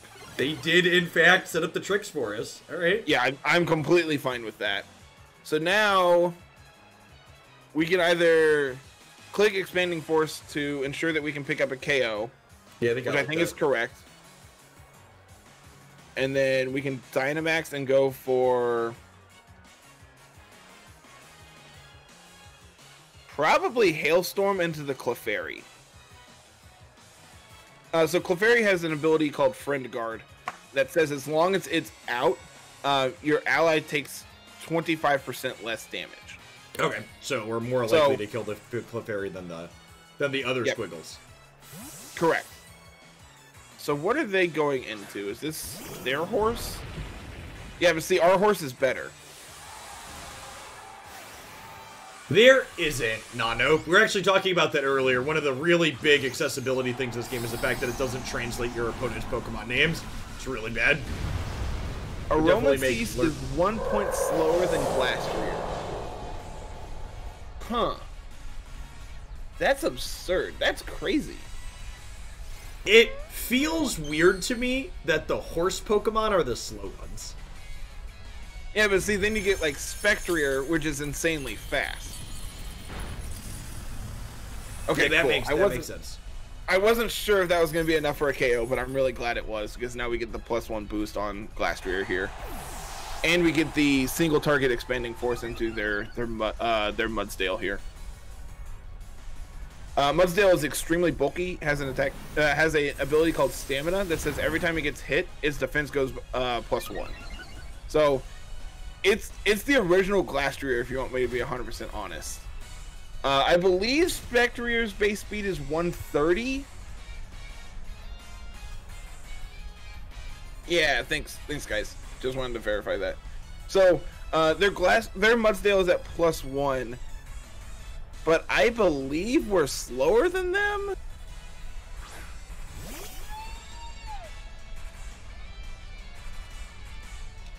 Are we just like continuing on the expanding force, or do I follow me to try and keep heat off of them? Your horse can take every hit known to man, so it might be actually correct to click. Yeah, this is fine. We can expanding force, and then we can. It doesn't matter. It's gonna hit both. Okay. And then, yeah, we can hailstorm into the Mudsdale. Just trying. We think that's Dynamax target. Probably not, since it's at half. It right? probably is. It has been historically what they've Dynamaxed in Trick Room. Mudsdale holds a very special place in my heart. It was one of the Pokemon I took in one of the earlier draft leagues that we did, and it carried me so many weeks in and weeks out. Yeah, you Dynamaxed that half-dead horse, opponent. To be fair, it does gain twice the HP when it Dynamaxes. Sure. Oh, that's annoying. Oh, that's really annoying. Jeff, why'd you let them do that? Believe in our horse, Carter. It's fine. Yeah, I mean, it's probably still dead. Well, that's fine. Indeed, he can pick up the KO, I guess. Oh, their policy. Oh, this went bad. This went very bad. Did that horse just poop on our horse? No, it kicked you.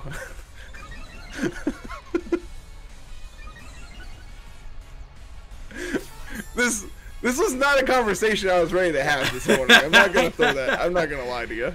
Listen, sir, if you've ever seen a horse in real life, you should know that they just poop everywhere, okay? I don't care. Looked like poop to me.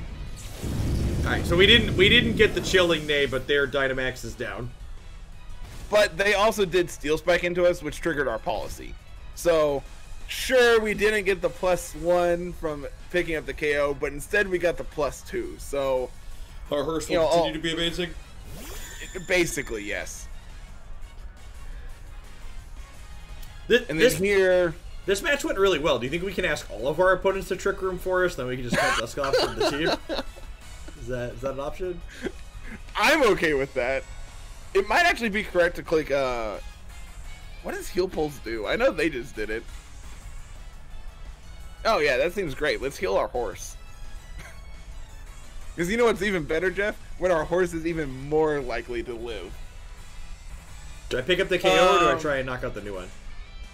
I like picking up the KO. The Gothitelle probably can't do anything for us. Opponent! Listen, Carter. It's okay. Why are they so rude? They've accepted the superiority of Gallister into their house as the primary horse in Pokemon. And we're happy that they have. In their heart of hearts, they now know the greatest horse. Norwegian Mafia. Thanks for the follow. Welcome to the channel. Hey, Maria. He's a good dude. Maria is one of the guys from Discord. One of my mods in Discord, Evan, had a mono horse team that he was playing. It literally all the horses. It was great. It had Ponyta, because we also had Cantonian Rapidash. So because you can't have both Galarian and Cantonian because they share the same dex number, he had Ponyta and Rapidash. That's sad.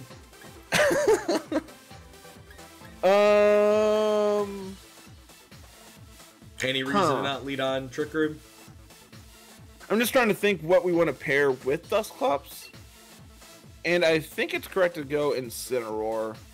I don't see anything that can one-shot the Dusclops from their side. So if we go Dusclops... Oh, no. We could probably go Dusclops and DD. Because if they lead Blacephalon, that does a lot of damage into the Dusclops. Okay. And then probably Feeny. Feeny looks really good here. Pending that we can deal with the Regieleki.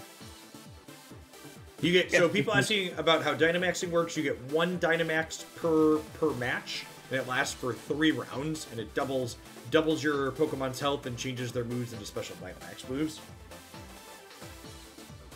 There is a rental code for this team. I think they were talking about the horse team. Oh. Well, I tried.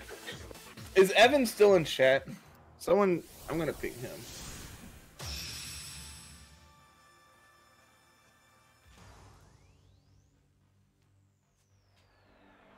I just realized I have the 2-year sub badge, so mine is currently a horse. That is true. You are currently, and your horse is amazing.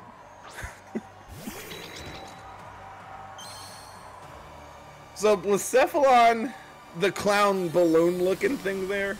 Okay, yep, that's a good description. It's not inaccurate. No, yep, you definitely told me which of those 2 Pokemon it was. It's really annoying, but it has the best attack animation in the entire game. So here, yeah, I just like going for Trick Room. And then follow me. Yep. It's a Rave Cloud. And what on God's green earth is this other thing? It's some kind of like steel monstrosity? Yeah, basically. That's a really good description. I don't know if you can tell, but I just learned recently that thing has a face. It's the little part right up towards the top in the middle, right? Yep. I just thought it was a giant stack of like steel beams. But no, there's a face. It's sentient. Hey, the real Richard. Thank you for the 22 months. Welcome back. Good afternoon. Yes, we get to see the animation.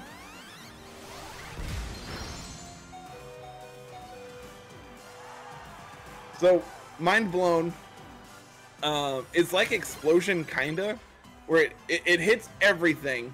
It does a ton of damage, but at the cost of 50% of their life. So they protected their Celesteela so they didn't get hit, and then from there they just clicked Mind Blown.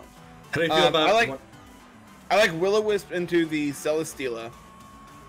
Yep. And then switch to a horse?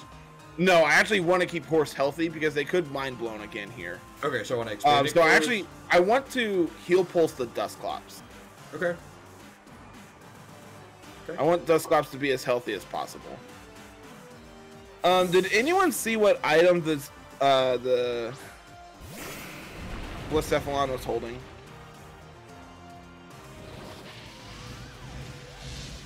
Alright, we connect with 1. Leech Seed is super annoying. Was it Steel? Steel was weak to Ice, we said? Yes. No, other way around. Ice is weak to Steel. And they have 2 Steel Pokemon here. And then I want to burn the Metagross as well. Burn the heretic! And then probably...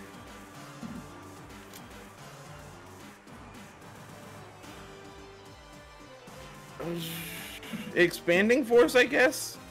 Yeah, because we don't want to switch off of this, so...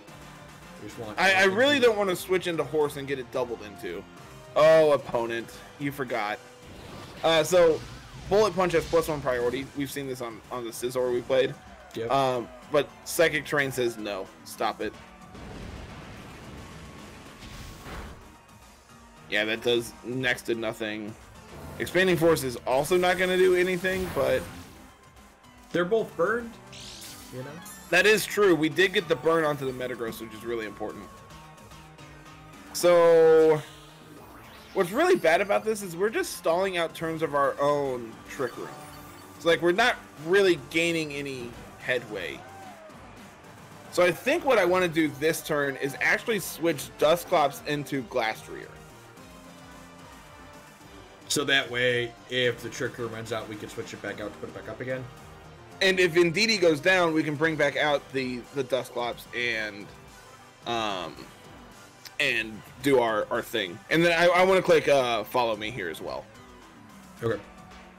I want them to attack down the Indeedee and pick up the KO there.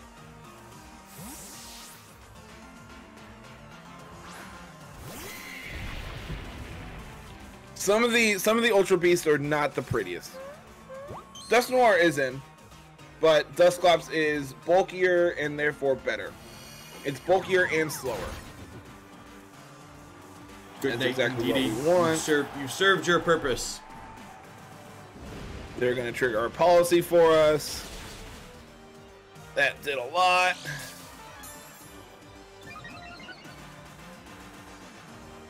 But that should be fine. Question is, how many turns of Dynamax do we have left? How many turns of Trick Room, you mean? Yeah, that one. I think only one.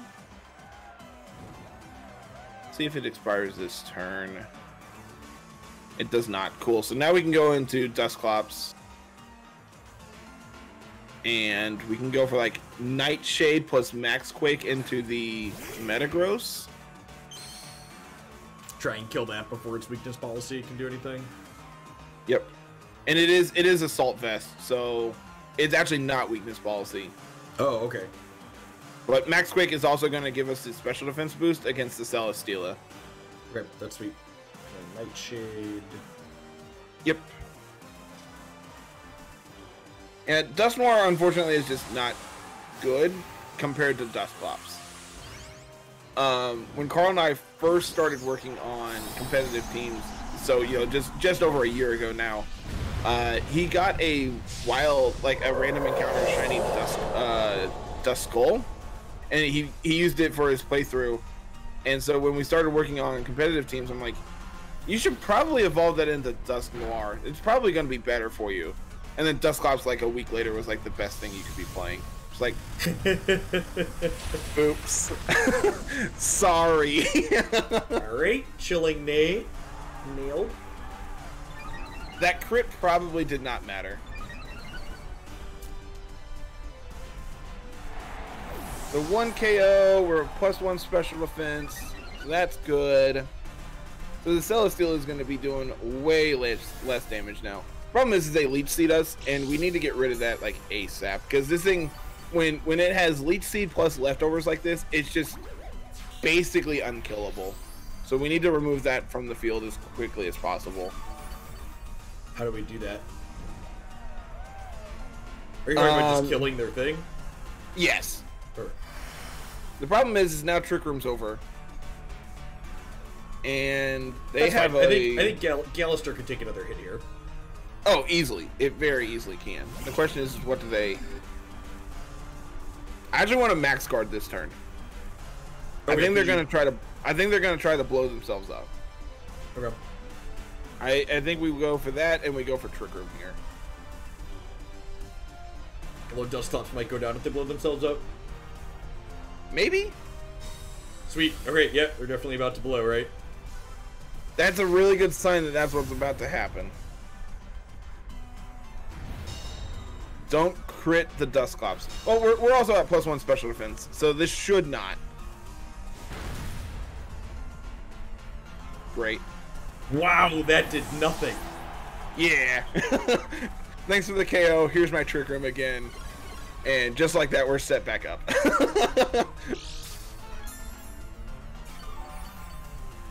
Again, though, like, we're not really gaining any headway here. I mean, that's fine. We've still got one more Pokemon in the back row. They're down. They're on 2 knockouts already. And, like, yeah. Gallister's charged up. We got one more, hopefully we can kill whatever their other life gain idiot is. They also haven't Dynamaxed this game. Oh, that's true. And I bet I just found their Dynamax target. Actually, it's probably going to be the Celesteela. So I want to go for a Max Knuckle into the Tyranitar. Okay. Because that's going to pick up the KO and give us the boosts. Nightshade. And then I just want a Nightshade into the Celesteela. Like, it's gonna do a non-zero amount of damage. And I'm really hoping this isn't Celesteela Dynamaxing, because if it's Tyranitar, it's gone. It gets deleted from the game here. That's really good for us. You think we're gonna kill its Dynamax in one shot here? We're +3 in attack, so yes. If they max guard, I'm gonna be sad. They didn't max guard. We should win this game now. Yeah, that's pretty decent damage. This is a +3 plus max knuckle. Bye, friends. Our horse is amazing, Carter. The best type in Pokemon is fire. There's no other way to say it. It is not only my favorite, but is also the best. How does our horse punch things? I need you to suspend your disbelief for a moment. It punches with its hooves. With his horse hands.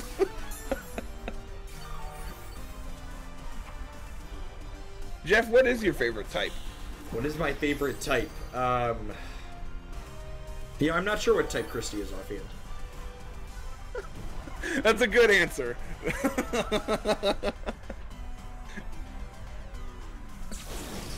Okay, more specifically, what's your favorite type of Pokemon? Is that a better question for you? It's probably better. Oh, probably water. Water or dark. Dark is great. And then yeah, probably just Icicle Crash and another Nightshade, and that hopefully is enough to pick up a KO. We're +5. I can't imagine this doesn't KO. Are we +5? I want to look at it. Oh yeah, look at that. Look at it, chat. Look at all the red arrows. Up and up and up. There's only one way we could go, chat. Those are not rookie numbers. We're pumping them up. I know nothing about competitive Pokemon, but I really like Ralts and its whole line. Is there any competitive team with Ralts or its evolutions? Gardevoir is kind of a niche Trick Room setter. Gallade is pretty frail, but it does, I believe, get access to Super Luck, I believe. Yeah, unfortunately, like, Gallade is just too frail, so it needs Focus Sash to be able to prevail. Did they protect? They did. I'm over here reading chat. Okay. But I know typically no. But like, I mean, as we've seen with the Golduck team, you can play your favorite Pokemon and it'd be fine. So here's a question. When I noticed that there's bans on Pokemon season to season, do they rebalance Pokemon too, or do they just ban? Actually, they typically don't have a banned list. Like here on VGC, on Victory Road, the banned Pokemon are all the box legendaries. This is just overall, hey, these box legendaries are all not legal. They do it usually like once a generation, where you can have a restricted format with 2 box legendaries on their team. What is a box legendary for context? So like Mewtwo, stuff that is like on the cartridge of a Pokemon game. So okay, Mewtwo, like, Lugia, Ho-Oh. Yeah, Kyogre, Groudon, Rayquaza, etc., etc. They are typically banned in all formats except for like 1, where you can have only 2 of them on your team. The only time they've ever had a dedicated ban list was in Series 6, so the one before this one we're playing now. Okay. Where they took the top 10 Pokemon from singles and the top 10 Pokemon from doubles and banned them from both formats. That's the only time they have ever banned Pokemon. Do they rebalance Pokemon or no? From time to time, in between generations, they will increase stats of Pokemon or change their move pools, or in instances like Aegislash or like Gengar comes to mind. Gengar had Levitate in early generations, but when they gave it a Mega with Levitate, it just became too powerful, so they removed Levitate as its ability. So typically no, but there are instances where stuff does get changed. Some get buffed. I believe Butterfree historically has gotten buffed, and its move pool has just gotten better and better, so where it's actually been okay in this generation. But I like typically, very seldomly do like rebalances actually happen. All right, so Dusclops on the open. Do we want to Incineroar or Indeedee here? I think Indeedee is better because they have both Incineroar and Hitmontop for Fake Out, and Indeedee just looks at both of those and laughs. And then yeah, Glastrier and probably We keep putting Tapo on the back line and then never getting to him. So maybe we should just keep doing that. Yeah, that seems fine. Tapu Fini doesn't line up great against exactly Raichu, but lines up pretty okay against everything else they have going on. Yeah, this seems fine. How did the banning affect the game? Was it a positive shakeup or unnecessary restriction?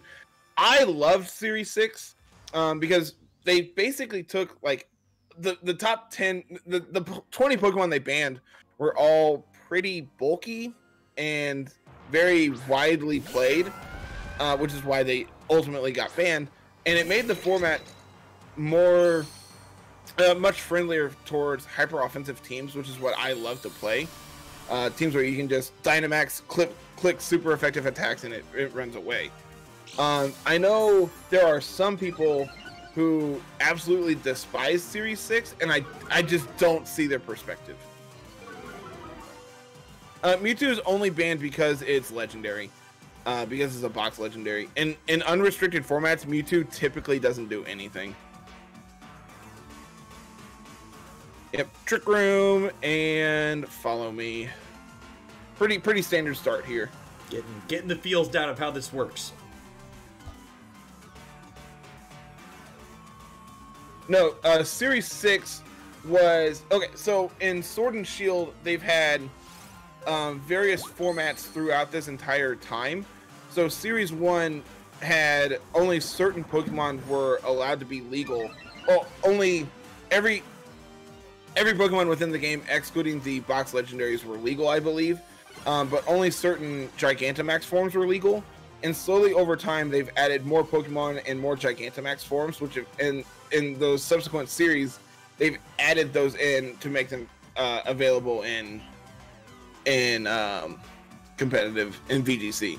Yeah, generation and series are two different things here. Okay, so do I want to swap out now, or do we want to start attacking with these two? I actually think we want to burn the Milotic. Because it set up a coil here, which is really annoying. Because we need to remove it before it can get going. Because the coil raises their horse, accuracy. Or do I want to attack with the NDD? I want to go for Expanding Force. So Milotic uses coil, which raises its attack, defense, and accuracy, I believe. So what it's going to try to do is set up Hypnosises and just put us to sleep. So it might actually be correct here to switch into Tapu Fini, which is going to set Misty Terrain, which means we can't be put to sleep. Okay. And that's its passive ability? Mm-hmm. Much like Indeedee sets Psychic Terrain with its ability, Tapu Fini sets Misty Terrain. And all these terrains have different abilities that they do. Psychic Terrain stops the priority moves while also increasing psychic damage, and then like Grassy Terrain like reduces damage from like Earthquake. For some reason, I think it's like only Earthquake. I want to burn the Gyarados. Really? We can burn the Gyarados? Yes. Because Gyarados is annoying. And here I actually want to switch into Tapu Fini. Okay, great. I said that. Because they are trying to put us to sleep, and instead we're just going to look at them and go, nah.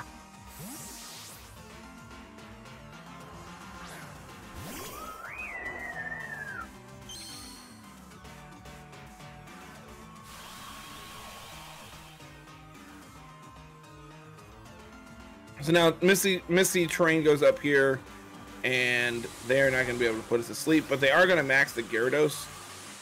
But we're going to be able to hopefully get this burn off, which is going to half its attack, and then just kind of look at it and say, okay, whatever, we can ignore you. Burn reduces stats in addition to damage? It reduces the attack. It reduces physical damage by half. So it's what you could read that as is it halves their attack, but it also has other statuses like Body Press is a move that uses its defense instead of its attack to do calcs, like damage calculations. Okay. And because it's still a physical move, it still halves that attack as well. Wow, that was really not good against Tapu. Okay, so something that's really notable about what just happened, we set up Misty Terrain, which stops status conditions, but then we burned the Gyarados. The reason why is because Gyarados is flying, it's not touching the terrain to get the boost from the terrain. Sure. So we can burn the Gyarados, but then they can't put us to sleep. It's good. It's good. Are we just nightshading here, or are we switching into? Yeah. We could go into Horse and try to start doing that eventually, but like they're not doing anything to us, so I think just staying in is fine. We can go for a Nightshade into the Milotic and ignore the Gyarados at this point, and then with Tapu Fini we can set up Calm Mind. Tapu Fini is very bulky. Calm Mind is going to increase its special bulk while also being able to make it where it's more of an offensive threat later in the game as well.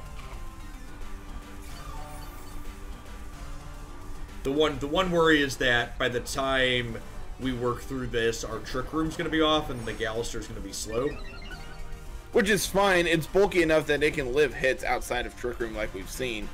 And like worst case scenario, we can just set up another Trick Room here. And like honestly, depending on how many boosts we get on this on the Tapu Fini, we might Dynamax it. Oh, that's really bad. We should live this.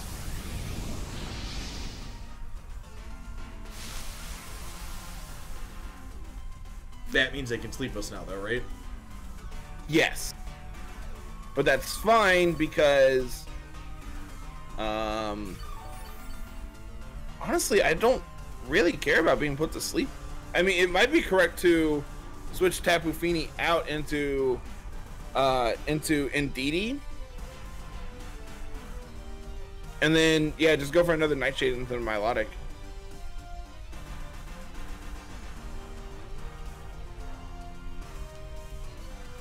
SCC Flame, thanks for the follow. Welcome to the channel. Good morning. Almost afternoon here in the cornfields. Yeah, pretty close. What time zone are you in? Your username goes to Missouri or Central Time too? I live in Missouri. Yeah, I'm CST. Yep, we are Cornfield Standard Time here as well. Which I've used that so many times when like talking to people about time zones and stuff. So thank you for that. Hypnosis. Yep, into the Indeedee, which we don't really care about. And then this is their last turn to Dynamax, so hopefully this actually knocks out the Indeedee. Nowhere near it. Okay, well that's fine. I mean, the good news is, like, their Dynamax is done. We still have one. Nightshade's probably going to kill their little dragon here in a second. Max Overgrowth does let them recover HP. Trick Room is done, and this thing probably has Recover. So, okay. So do I want to just reset Trick Room then? If it's going to be. I think so. I think we set Trick Room and then switch back into Tapu Fini. Because like Indeedee being asleep isn't going to help us redirect Trick Room here.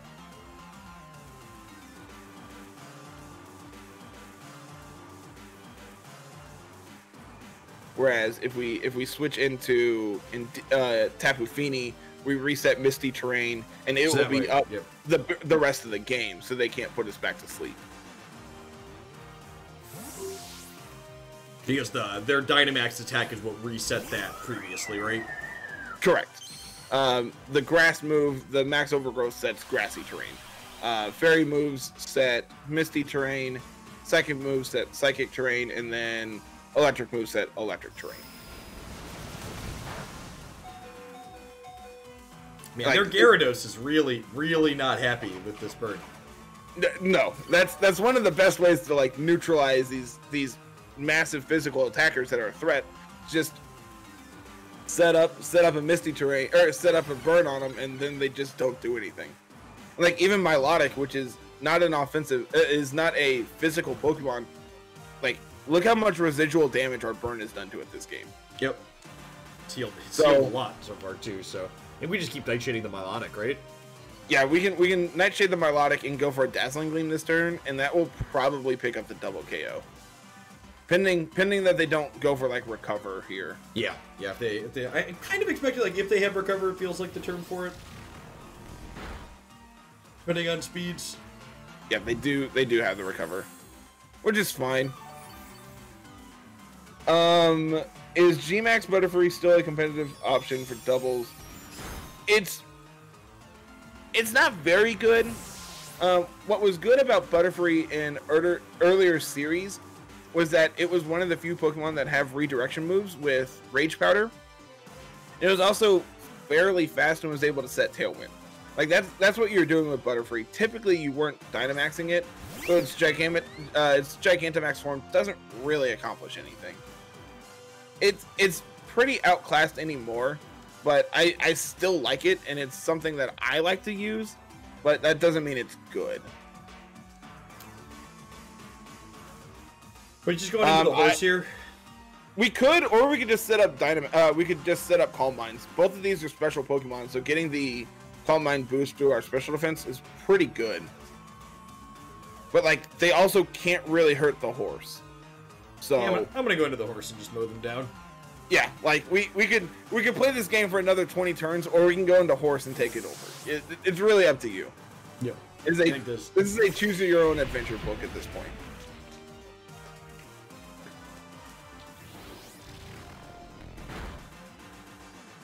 Man, that is really, really annoying. Because they're probably clicking recover. Oh, Jeff, that was a lot. I mean, it was critical. I told you to not bring in the horse and see what happens. It's gonna be okay. Just gonna keep nightshading this. Yep, and then we can go for the Dynamax here, and we can go for a Hailstorm into the Sylveon. Nope. Yeah, there we go. Cool. Almost Poobar. That did that a couple times last week. We could have brick broke. We could have attacked our glass tree as well to trigger policy there. Mm-hmm. But I think this is just fine. Our health total is kind of low. Yeah, that was like the other aspect of it is like we're already kind of at low health, and I kind of would like to not lower it anymore. Question is, how much is this Hailstorm gonna do? Probably a non-zero amount.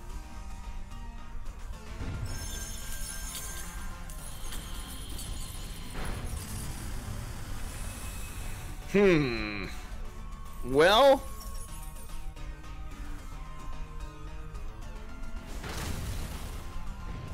and that does a lot. They crit us again. Yep. That's so annoying. The stupid thing just sitting there recovering. But like at the same time, it's not pressuring us, so I don't really care. It's not doing anything. It's making sure it doesn't die. That's its goal right now. Yeah, it's just soaking attacks. Alright, so we can Nightshade into the Sylveon, which will pick up the KO on it, and then we can go for a Max Quake into the Milotic. Hopefully kill that with the hail and the burn too. Sama Samore, thanks for the follow. I appreciate that. Welcome to the channel. Welcome everybody hanging out today, by the way. I'm sure there's some new people in here since we're hanging out playing some Pokemon this morning. If you're new to the channel, welcome. My name is Jeff Hoagland. I stream full-time here on Twitch. I do a lot of turn-based strategy games like this. We play a lot of card games. Pokemon VGC is something I dipped into for the first time last week with Carter here, who has a lot of experience with Pokemon VGC. He's part of the Little Root podcast. Did I get that right? Little Root Lessons. There we go. You can find their link to their competitively focused podcast in chat there with the Carter command. In addition to doing turn-based strategy stuff like this, I also do single-player story-driven stuff. I'm here 5 to 6 days a week in the mornings and the evenings for a few hours at a time. If you enjoy the channel, make sure to give us a follow and stop by again sometime. Pokemon's been fun, and I think it's something we're going to do at least once a week moving forward. So Misty Terrain just ended, as well as Trick Room. So, right, so the horse is probably going to get knocked out. Horse is probably getting KO'd here. And actually what we could do is we can switch the Dusclops back into Tapu Fini to reset terrain so that they can't put us to sleep. Okay. And then Glastrier, we can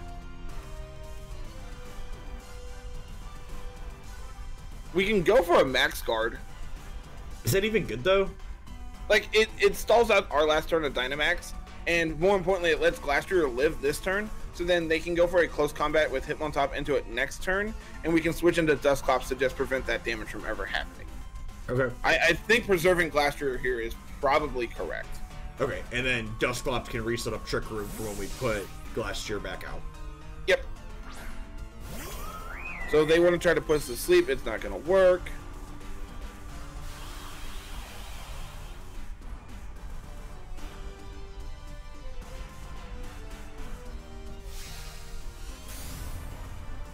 I have a feeling they're going to bullet punch. That's fine. That probably wouldn't have been enough to pick up the KO. But they do go for the Hypnosis, which that's really... I got one of those calls correct. That's cool. And then here, I think I just want to Dazzling Gleam with the Tapu Fini and switch Glastrier into the Dusclops. Yeah, I think that's fine. And They could go like into a bunch of our mons are close to dead, but we're also afforded 2, so I don't know that we're too far behind at the moment. Like I think preserving our Pokemon while we try to like chip away at theirs is probably correct. And notably, Tapu Fini is the fastest thing on the field. That's really good to note. Yeah, like again, it's not applying pressure here. Has it shown us a damaging move at all? I think so. I don't know, it's been a long fight. This has been a very long game.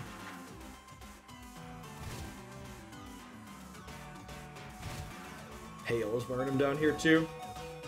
Yeah, between the hail and this burn on this Milotic, it has just not accomplished anything this game. Yeah, Dazzling Gleam will pick up the KO on the Hitmontop. There is a time limit. I believe it's 20 minutes. Oh yeah, it's hiding behind my camera, actually. I can move myself and you should be able to see that. I believe they pop up. You have a per turn timer, and then you have a per player timer too. Normally we don't get close to hitting it, but that's a good question. Let's move me for a second so we can see what it's at.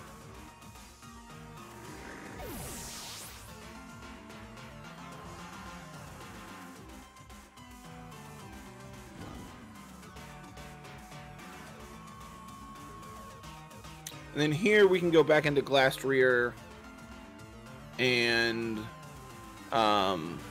Dazzling Gleam plus, yeah, 3 minutes left. Cool. Yeah, my time. Two minutes with an individual move timer as well. Yep. Dazzling Gleam plus the high horsepower, probably enough. Especially if they just try to click recover this turn.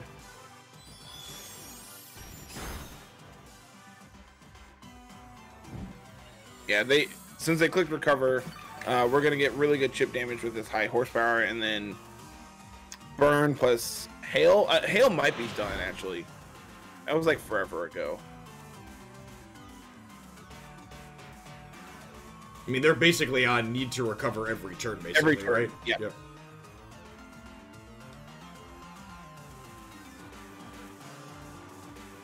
Yeah, and since we have the Pokemon advantage here, if this game does go to time, we win. 2 minutes left until battle ends. Well, they didn't click recover, so they should be KO'd here. Oh yeah, Tapu's gonna get to go before them next turn and knock them out. Yeah. Which is actually kind of great that the Dusclops got KO'd before Trick Room went back up. Yeah, but this game is over. We can just go Dazzling Gleam plus Expanding Force, and that will pick up the KO for sure. Well, Indeedee is still sleepy. Oh yeah, I forgot Ndidi was taking a nap. That's fine. I don't think we need Ndidi for the. I can't imagine we need it here. That was a very long game, but I think we played that exceptionally well. Well, I mean, we won, so clearly it was played perfectly, Carter. It wouldn't change a thing. The only thing I would change is our opponent getting extremely lucky with the double crit. That's true. They did double crit our Gallister that game, and we still ended up pulling through. And like, worst part is like that did a big chunk, and we just shook it off like it was no big deal.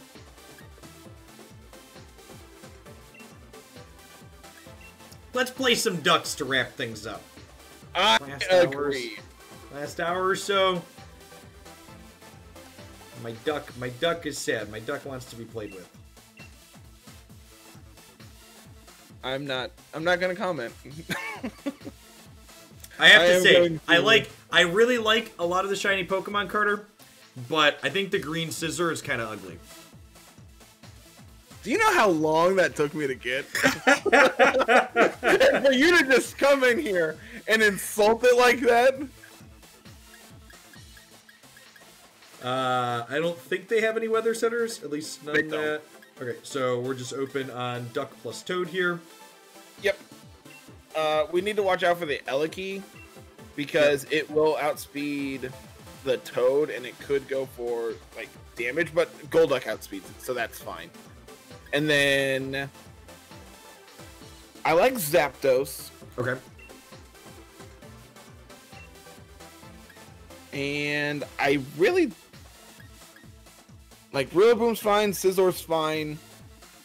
Grimmsnarl doesn't do anything.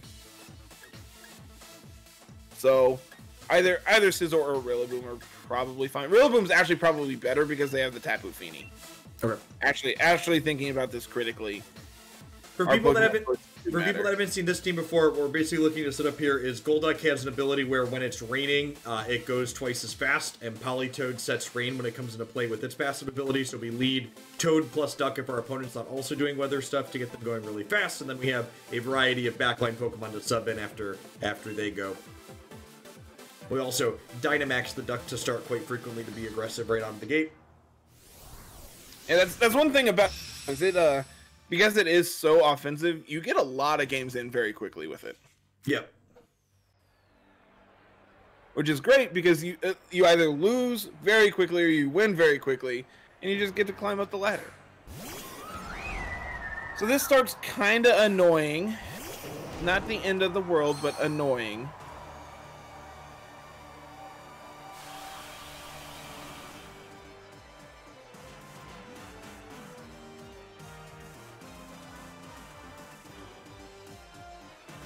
Yeah, very, very much. It's like aggro. It's like playing a laddering with an aggro deck. Very, very apt comparison.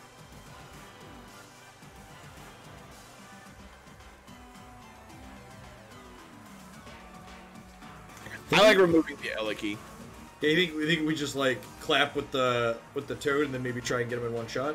I actually want to Icy Wind here because if Eliki is Sash, I want to be able to pick up the KO. Okay. And it is going to lower the speed of the Fini. And if anything switches in, like, we also just get to lower their speed, so. Blue Duck wins, something like that.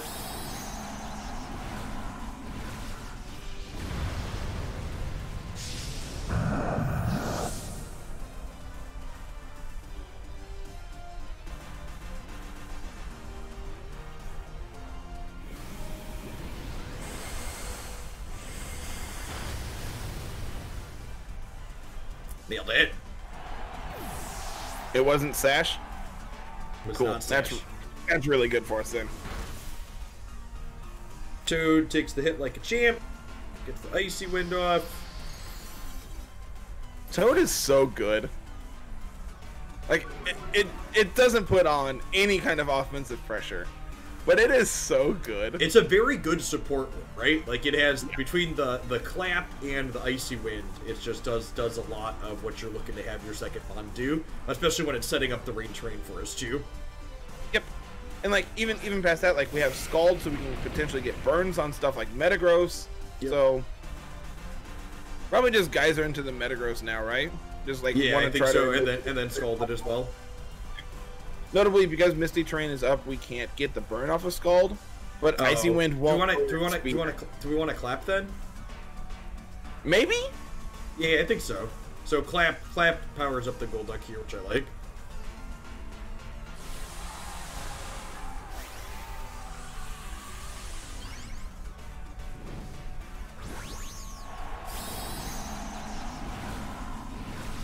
Yeah, the fact that the Eliki wasn't sashed there means that we just got to remove it before it ever set up like light screen or tried to take out like Politoed or anything like that. Like being able to just being able to remove it before it ever got to accomplish anything is really good for us.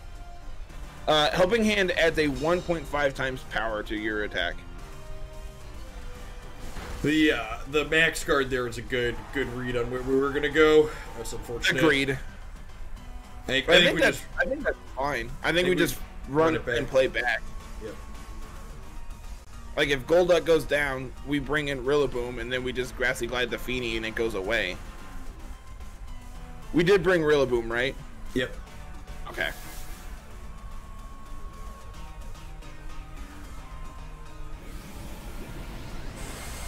Wonder how much this does.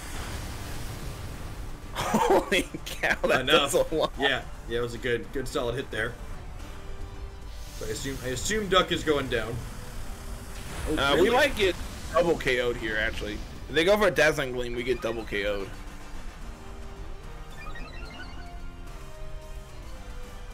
Yep, it does in fact do a lot. Yeah, this is fine.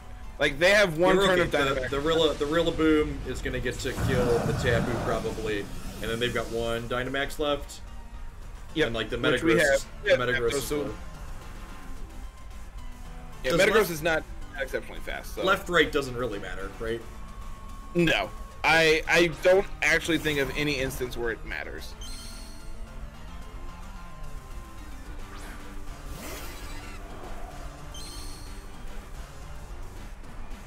So to ensure that we pick up the KO on the Tapu Fini, we can go for Grassy Glide plus Thunder. And like, in the event that the Grassy Glide picks up the KO, then we just get to Thunder the Metagross. Okay. So your attacks don't miss if the first one knocks it out. It falls back to their second one. Which is great.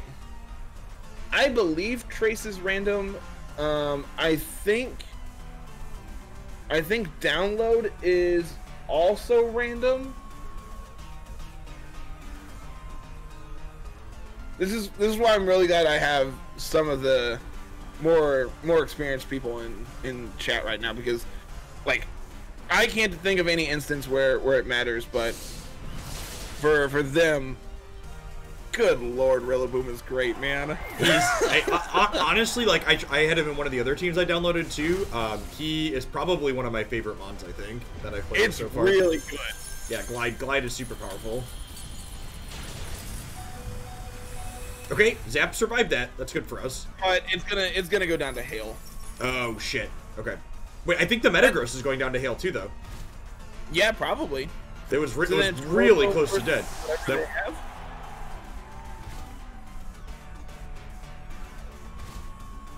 Yeah, it's getting KO'd there. That's really good. Sweet. So we're 1-1.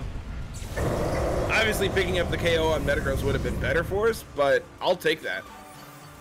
I was honestly expecting that Hailstorm to go into Rillaboom, and then like Zapdos just has Heat Wave, so it can do spread damage to whatever our opponent has. Pick up the KO on the Metagross there, but all right, this is the last one. Urshifu, that's fine. Oh, it's Water Urshifu, so that's even better. Yeah, we can Grassy Glide. They're going to go for probably a close combat, which we should live. I believe spread moves is 50% damage, 75%. It's 2/3. Okay, see, it was an average of the two. I was close.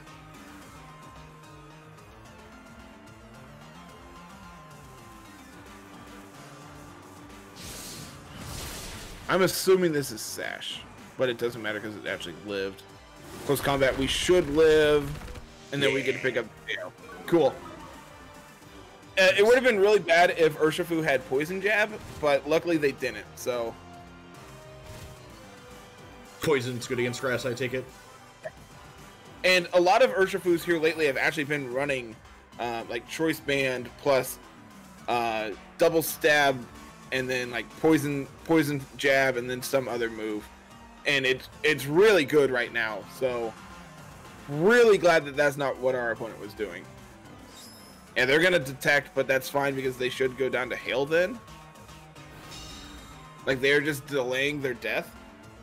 Yeah, because I mean, like, we just get to run back Glassy Glide next turn, right? Oh wait, no, yeah, because we have Grassy Train up, they actually get to heal back that Hail damage. So Hail is actually not doing anything right now. Yep. But yeah, they need like triple protect here or something to go through, and it's just not gonna happen. They needed to be able to stall out our terrain, so then Grassy Glide wouldn't be faster. Plus, yeah. But unfortunately for them, they went boom. Zap Nate, yep, thanks for the follow. I appreciate that. Welcome to the channel. When did you put the follow notification up? Like, I know you had it up as well, but I don't get to tune in a lot live. Week and a half ago or so, I forget. Okay. When I redid and added the oh, you know what? Actually, it's been almost exactly a week because I set it up when you were on for the first day. I set it all up. I set it all up when I redid a bunch of my scenes, and the day you were on was the first day I had my animated loading screen and transitions and stuff added. So, are you going to redo the sub notification so it's not a magic card back anytime soon, or is that just like whatever, it's fine? I think I'm just leaving that. I actually don't know if I have the original source files from those animations from the person that did them. So, because I did not, I just got the actual video files, and I'm not sure. I assume that that's difficult to edit without the original. I don't see any reason to not open Duck Toad here, right? Yep, I love it. And then in the back, I really like Rillaboom. Rillaboom lines always up really Rillaboom, man. Against Scizor and the Mudsdale. And then I think Zapdos actually lines up better against the rest of their team than Scizor does. Like Scizor can hit both Grimmsnarl and Togekiss super effectively. Alright, but then like super weak to the Ferrothorn. Lay it to me straight, Carter. Is Scizor actually playable, or you just put him in here because I had requested him last week? I think Scizor is good. Especially when you're pairing it with Rain, because it is 4 times weak to fire. Being able to have that damage you take because you're in Rain is good. Okay. It's obviously not like a top tier Pokemon. It's not going to be on every team you ever see, but it does have a bunch of things going for it that make it good. Priority with Bullet Punch is insane. Being able to outspeed your opponent with a stab move that does a ton of damage is just good. Same, and stab is same type attack bonus, right? Yeah. So basically, it serves a role very similar to what Grassy Glide does on exactly. Okay. Exactly. That makes sense. They're very, very similar in that aspect, where they both like the boost that Rain gives you, while also just being able to punch like an absolute. Oh, does Rain benefit grass attacks too? No, it has that. It has the fire. Oh, has fire. Got it. Yeah, that makes sense. So, something our opponent could be doing here. Mudsdale also has an ability that is Own Tempo that prevents it from being put to sleep. Grimmsnarl has the attack Swagger, so they could Swagger their own Grimmsnarl, their own Mudsdale to give it +2 attack, but it doesn't matter when it just gets melted in the rain. Yeah, I think that's the plan here, and then I'm just gonna Icy Wind the two of them. I think. This could end terribly if they set up Light Screen with Grimmsnarl, but they didn't. So I'm just going into Snorlax. This seems fine. This is still going to do an absolute ton of damage, so. Yeah, and the Icy Wind is still fine as well. Anyone know how Slow Start interacts with Mummy? Is the stat decrease permanently halved or reverted when Mummy Wandering Spirit goes into play? I believe the way Slow Start works is it is in effect until it goes away, until it wears off. So even if you change its ability, I believe slow start is still triggered. So they set up light screen, so they're going to be able to live these hits now. But even if they hadn't, like, Snorlax would have taken an absolute ton there. And we're going to get this Icy Wind off into both of them. But again, Grimmsnarl has Prankster, so its status moves are going to go first, which is what Grimmsnarl does. This is leftovers. Yeah, just lefty Snorlax. So then, do we just run back the Geyser into the Snorlax? Because Geyser plus Toad probably kills it, right? Should, yeah. Pending that they don't, like, Gigantamax and Max Guard or so. Pending that they don't Dynamax, that should be enough to pick up the KO. Helping Hand is actually probably going to be more damage. Okay. I think Helping Hand plus Geyser. That should pick up the KO if they don't Dynamax. If they do, things go downhill, but they don't. So, yeah, they're going to protect, though. So they're going to live this turn. They're just going to stall out of Dynamax, and that's ultimately fine. They're going to swag. They do have the swagger, so that's important to note. Dude, thanks for the follow. Welcome to the channel. So this only takes a quarter, so we would have gotten the KO there as expected if they hadn't protected. So then I think it's actually correct to switch Politoed out. Yeah, I was just going to say that. I think the Geyser should knock the Snorlax down here still. It should. What typing is Grimmsnarl? He is Fairy and Dark. We don't actually have anything that can hit it super effectively here. But Rillaboom just hits like a truck, so... Rillaboom also lines up better against the Mudsdale in the back than Zapdos does. So being able to go into Rillaboom here seems fine. Especially, we probably are going to see a Swagger into the Golduck to have the chance to have it hit itself in Confusion this turn. Okay. Which, if that's the case, that's going to be really annoying. Yeah. If we don't KO the Snorlax this turn, we're going to be in a bad spot.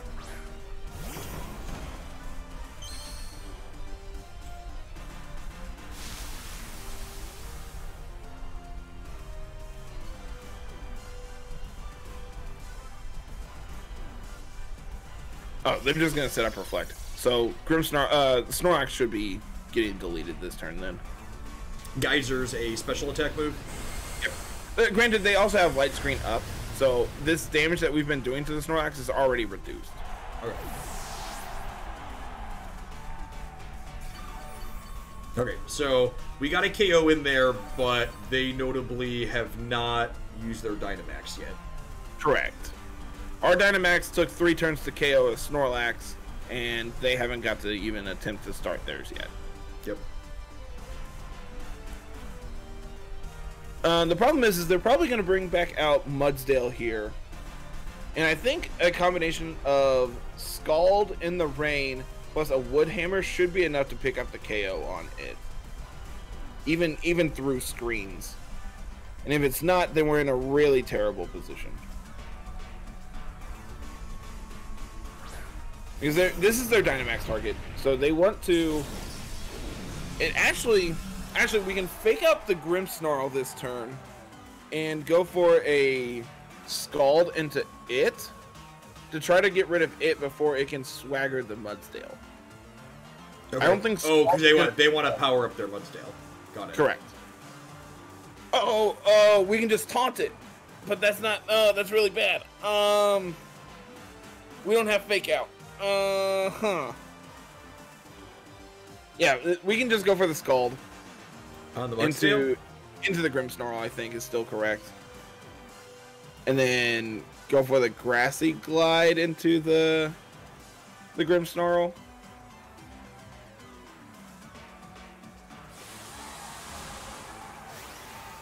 The problem here is, like, were we supposed to, like, try and just attack down their Dynamax this turn? Cause, like, I don't know that, like, this team's not really built to outlast Dynamax.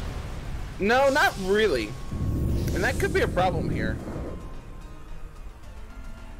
Maybe it was correct to ignore the Snorlax and just target down the Grimmsnarl then.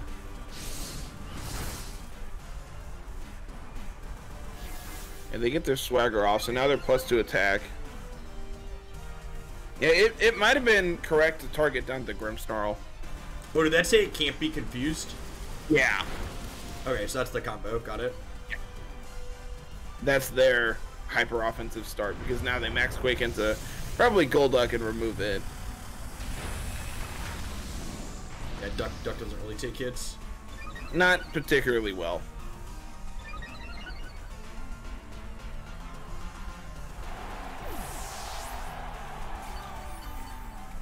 So Grimmsnarl should go down to another Grassy Glide, so that's good.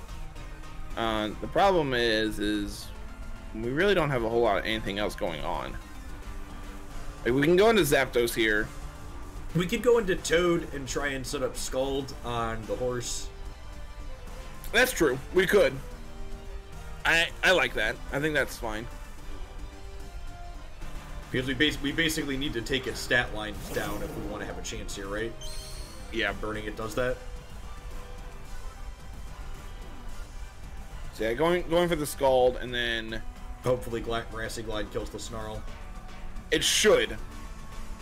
Just because of how much damage we did to it last time, I can't imagine. One thing that's been a touch awkward in this build is that while the Rillaboom has been really good, the fact that his thing heals them is awkward.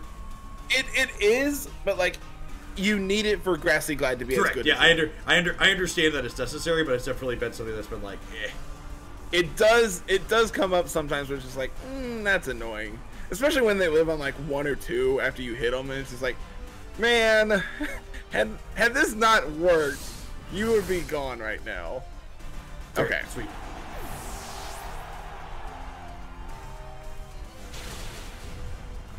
Can we get a burn?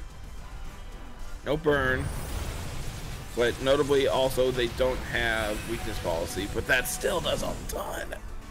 I mean, it didn't KO us, notably, and like that's their second hit. So like all things considered, like when our normal doesn't go down to their Dynamax, I think that's a good turn for us. Yeah, like that was a decent decent turn for us. And the light screen wore off. They've got 1 turn on Dynamax here, but we're 3-2. So like by the time their Dynamax wears off, we're going to be 2-2. And there's a Cloyster, so our Zapdos is going to be good into that. So I think we just plays up pretty well in this end game if we can get rid of the Mudsdale. So Scald into it, and then we can.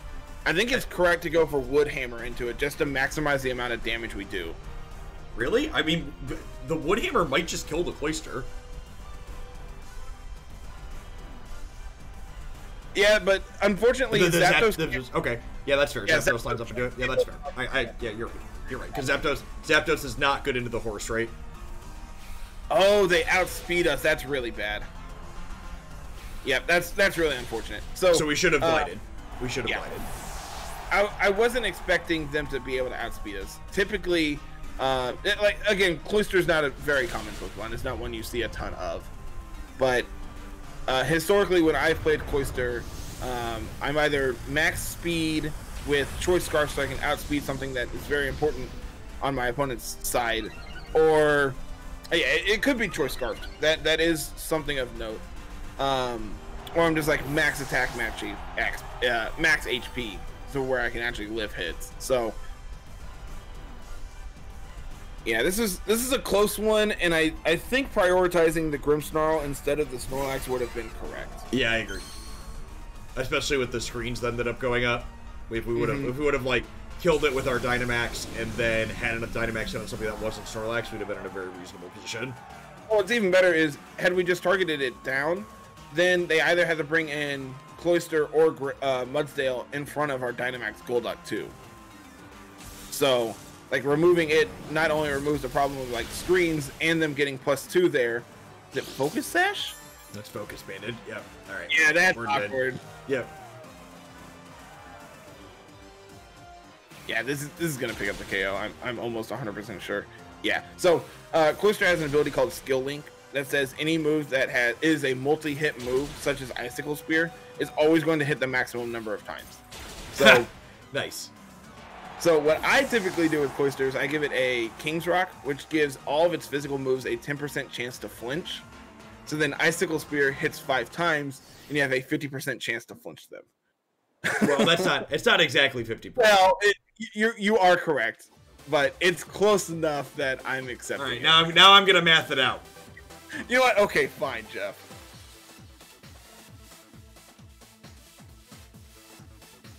You're 41% to flinch. See, that's close enough. 41 and 50 are very different, Carter. Yeah, but you're also dealing a ton of damage, so they probably just die. Don't bring stats into this. They have a point. For people that are wondering how you compute that, it's 1 minus 0.9 raised to the 5. Welcome to the channel. But answer me this, because it's been a very long time since I've actually done probability. Why, if each of them trigger independently of each other, why is it not just? So what you calculate is 0.9 to the 5 is your chance of missing 5 times in a row. So then you do 1 minus the chance of missing 5 times in a row. That makes sense. Yep. They flinch 100% if they just die. Big boon. True. All right, so this is... Are they a Trick Room setup? They do have Trick Room with Mimikyu, the ghost Pokemon down there in the bottom. Okay. So I think it's correct to go like Scizor. Actually, we could do Grimmsnarl Rillaboom up front here. Can I just... You don't think I can KO it with Helping Hand? I don't think so. No, I guarantee you can't. Mimikyu's ability makes it where the first time it is damaged by a move, it instead only takes 15% of its HP. Gross. Okay, so I want Grimmsnarl to start. Yeah, I think Grimmsnarl plus Rillaboom is correct. Okay, and then we'll put the Water Boys in the back, or do we want to have these? I don't particularly like Golduck in the face of Rillaboom. Okay. So probably Zapdos.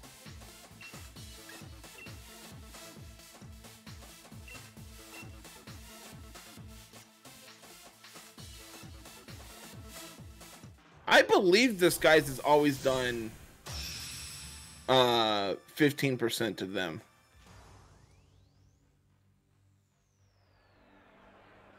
Because Mimikyu was Gen 7. I believe it's always been you take damage when your Disguise is broke. I could be wrong about that.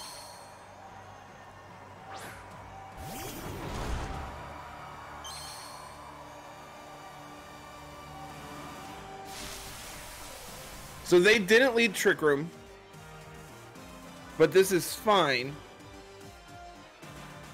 I'm wrong. Okay, I'm wrong. This is what chat's for.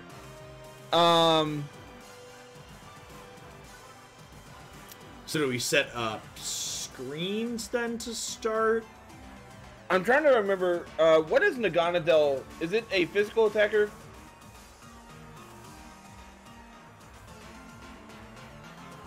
Do we want Reflect or Light Screen first? Yeah, Jet says it's physical, so Reflect to start. Yep, Reflect, and then we can taunt the Tornadoes. Because it has Prankster, so majority of the time it's special. Oops. Oh well. Can you not taunt a Dynamax? No, you can. No, the Naganadel is special. And we set up a Reflect instead. So this could end poorly. For the record, I love that shiny. It is absolutely amazing. And it is terrible to be able to get. Like, if this is a legitimate shiny, I respect it.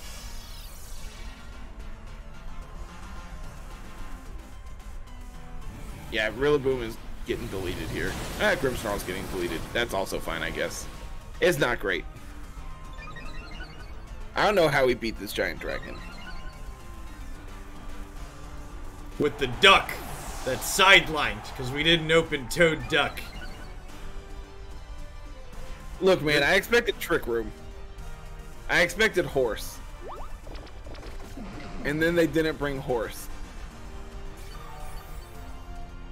So I think the play here is to bring in Zapdos. Yeah, are we just supersizing Zapdos? I believe so. I believe that's the play. And then I want to switch Rillaboom into Scizor, because if they go for a Max Ooze into Scizor instead, it does nothing. The car, thanks for the follow. Welcome to the channel.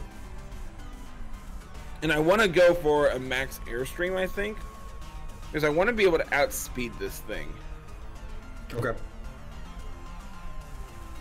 And Scizor Steel's immune to poison, right? Correct. And because they currently have Tailwind up, they're going to be faster than us. But if we get to enough Airstreams, we can outspeed it. Yeah, they're definitely 1000% going to outspeed us this turn. And probably next turn. But then their Dynamax is over, so that's okay.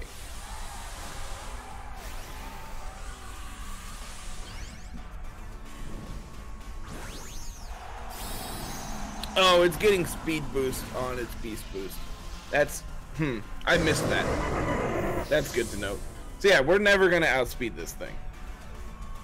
But the dragon? Yeah. But it is okay because we are going to get deleted here. This has not gone well. It is not. This is what we get for going duckless duck, Carter. We're getting our just desserts. We deserve this.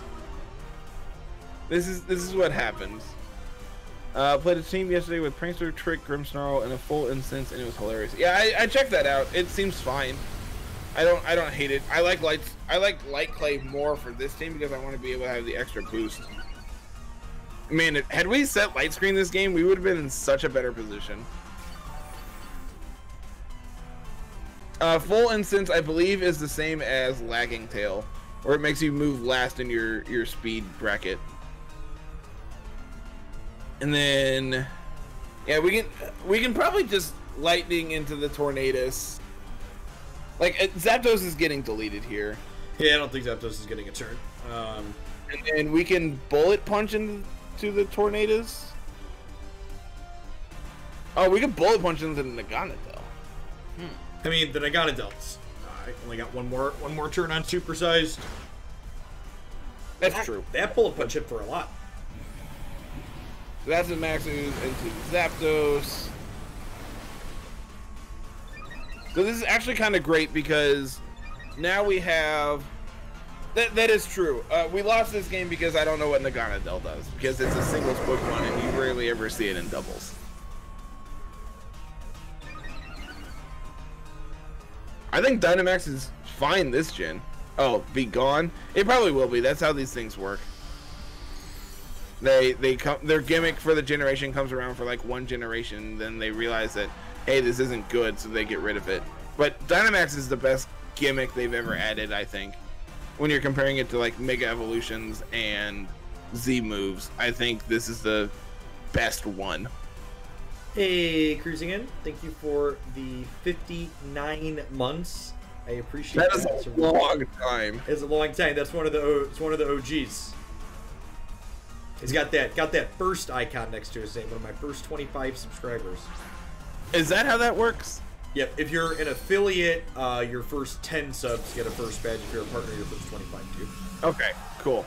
Yeah, see, I'm currently affiliate, and I know a couple other people on the channel have them, but I wasn't sure exactly how that worked. Nothing is effective. Grassy Glide has higher priority, so you can punch them. Yeah, I guess. The bullet punch is going to take the Tornadus out on its own, though, so I guess we'll go into the other one. We could actually bullet punch into the Nagana Del too to guarantee that we pick up the KO on it, because it's the threat to us, not the Tornadus. Sure.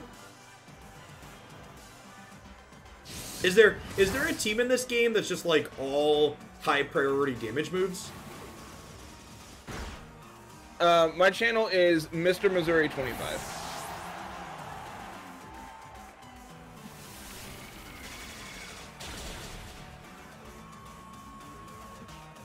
My poor monkey. What did we die to? Icy Wind? Some type of flying attack. Oh, okay. Curry moves usually have low base power. Yep. I mean, Bullet Punch has been hitting pretty hard. Yeah, but that's a more of a testament to Scizor than the Bullet Punch. Yeah, but Scissor's great. Alright, we're dead. We're dead. We're 1-3 here. Oh, it's fine. It's Scizor. He's gonna pull us back into this. Should have opened on the duck. Should have opened on the duck and the toad. The duck and the toad never steer you wrong, chat. There is a chance we can still win this game. Because we're gonna pick up the KO here with. Oh, they have fake out. Okay. Well, never mind. I tried. Had they gone for like knockoff, it would have got rid of our choice band, and then we can actually go for our dual wing beat into the Rillaboom. But instead, they big brained us and made it where we don't get to have fun. Is taunt better than fake out, or should our monkey have fake out? I think either are fine. I think now that we have Grimmsnarl, we probably don't need taunt on monkey and can probably get away with fake out. Yeah, they do different things. Notably, you can't fake out Dusclops to stop Trick Room, but you can taunt it. Okay, why is that? Because of the ability on it? No, it's because it's a ghost. Okay. Fake out is normal.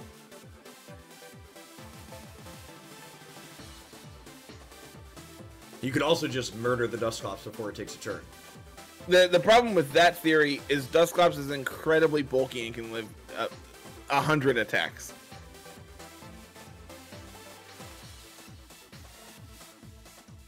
Ooh, Gigas. Sweet. Okay. So. Oh, is this the? Yeah, this is the Wheezing Regigigas thing that we were talking about earlier. I like Scizor Grimmsnarl up front here. Okay. Scizor is going to let us have priority to take out the Wheezing, and then Grimmsnarl can set screens in front of Regigigas. Actually, maybe? The problem with that is Grimmsnarl's Prankster is turned off until we get rid of Wheezing. And then I think I like the Rain Duo in the back. That leaves us a little weak to Zapdos. And I don't think they're gonna bring Heatran because we have the Rain Duo. It's fine. The Zapdos, if we get the rain out, we could we can just like ice it down. Yeah.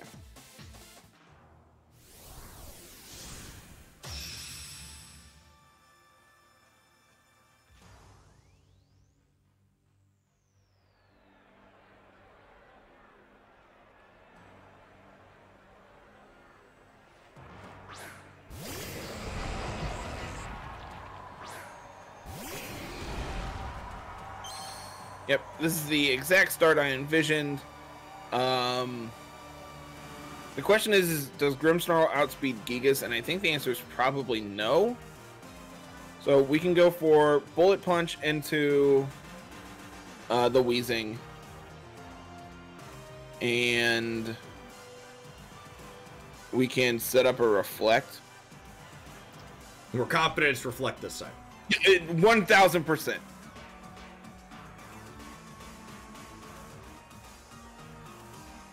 Yeah, they're going to Dynamax the Regigigas.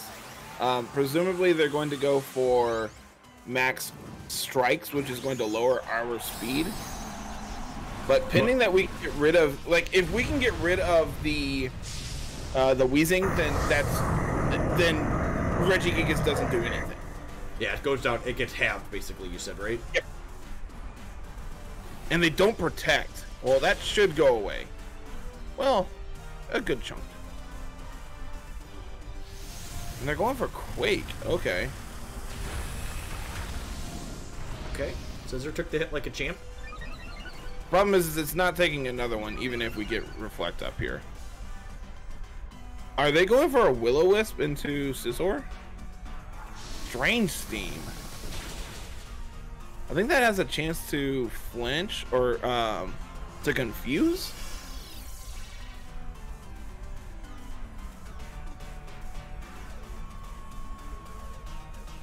So they're probably going to protect this turn to keep their thing alive? Yeah, so we can bullet punch into the Regigigas this turn. And then we can go for a... The Scizor is green. That took me several hours to get. And then we can go for a Spirit Break into... This one as well, if we're expecting Weezing to protect. That seems fine. If they don't protect here, then I feel bad, but yeah, they do. No, they're super likely to protect everything.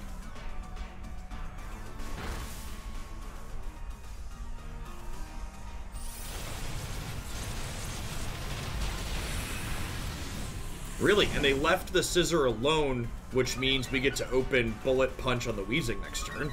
Yeah, that's really good for us. Yeah, I'm really surprised they decided to kill the Grimmsnarl there.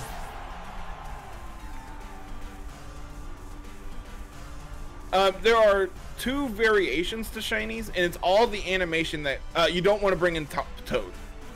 Why? Toad's Drizzle won't trigger yet. Oh, so, got it. Okay. And Golduck and Dynamax the Golduck. There's currently two iterations of Shinies. There's the Star Shiny like our Golduck here, and then there's Square Shinies, which instead of throwing out stars when it gets thrown out, it throws out squares. That's literally the only iteration of Shinies there are right now. No, we don't want to. We probably just want to Dynamax and go for Geyser into the Gigas. Yeah, because the Bullet Punch should drop the Weezing here. Should. Seeing how the first one did so much, then yeah. But yeah, there's no iterations of various shiny colors or anything like that. It's this Pokemon shiny is this color, and then the iteration, the difference between stars and squares is literally whatever. You're more likely to get one doing so. You know what? Maybe we should have hailed in case that happened. Maybe, but like I also expected that to take it out. Like, to be 100% honest with you. Oh, it's +1 defense now. They used Steel Spike last turn. Oh, yeah, you're right.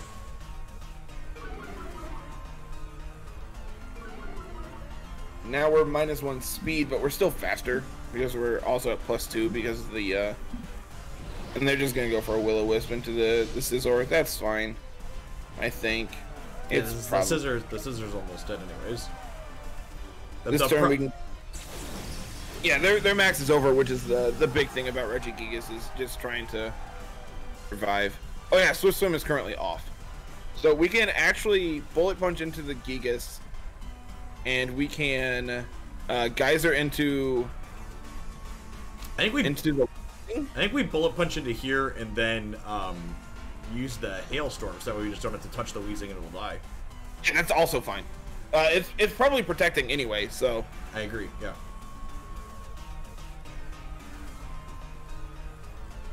Although I guess, I would say we're Dynamax. Maybe they don't, but they probably know we don't want to Dynamax into that one anyways, so... I think it's very, very reasonable to anticipate them going for the, I have no idea what this move does. Very little. Move, and I don't know what it does. We could pick up the double KO here. Yep. Not quite. It's just outside of hail damage. Bullet Punch should pick up finish that next turn. Yep. And honestly, you know, not picking up the KO there might be a blessing in disguise, because like then they don't have two Pokemon to set up attacks with next turn, so we get to knock that one out with Bullet Punch. True. Like at this point, we can pretty reasonably just ignore the Gigas, and we can switch or out. Well, I don't want it to get an attack. Oh, you're right. You're right. Now I understand. So like because that didn't get knocked down this turn, we're basically we're gonna die to Grassy Glide. Yep. Yeah, I think we're done here because our last one in the back line is Toad. Oh, yeah. Yeah, I don't see any way we beat up this Rillaboom now. They were able to just capitalize on Gigas for too long. I also expected that that Bullet Punch to do way more to the Weezing than it did initially. Yeah, the fact that Weezing had an extra turn wasn't great for us. If the Weezing would have gone down a turn sooner, we would have taken one less hit from the Regis because we would have had our faster speed from the water. Yep. Close game, but ultimately not quite enough.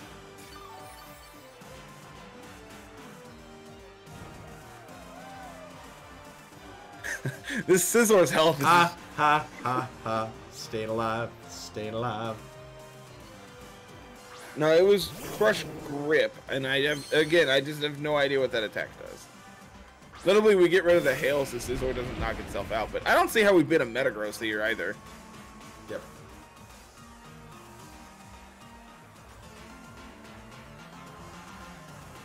Yeah, we can reasonably concede that game. Yeah, so maybe it was correct to lead like Rillaboom instead of Grimmsnarl that game, and just try to pick up as much damage on the Gigas as possible early. yeah, I can see that. So, after playing with that team, something I'd kind of like to try in that last slot, Grimmsnarl was kind of whatever. I kind of want a star like we tried in that other team that was unimpressive to have two different people that can run quick in the rain. Okay, and just go harder on the rain. Yeah, just go harder on the rain planks. I feel like if I had Star, you could like open Toad Star and then use Star with the beam with Helping Hand to probably get a KO without burning your Dynamax to start, and then that leaves you flexibility on your back line to either Dynamax Duck to pair in with the rain, or Dynamax like, you know, a Scizor or Rillaboom or whatever the lightning bird is that I'm blanking on, Zapdos, depending on who their lineup is. I can throw that together and we can test that next time. Like that sounds cool.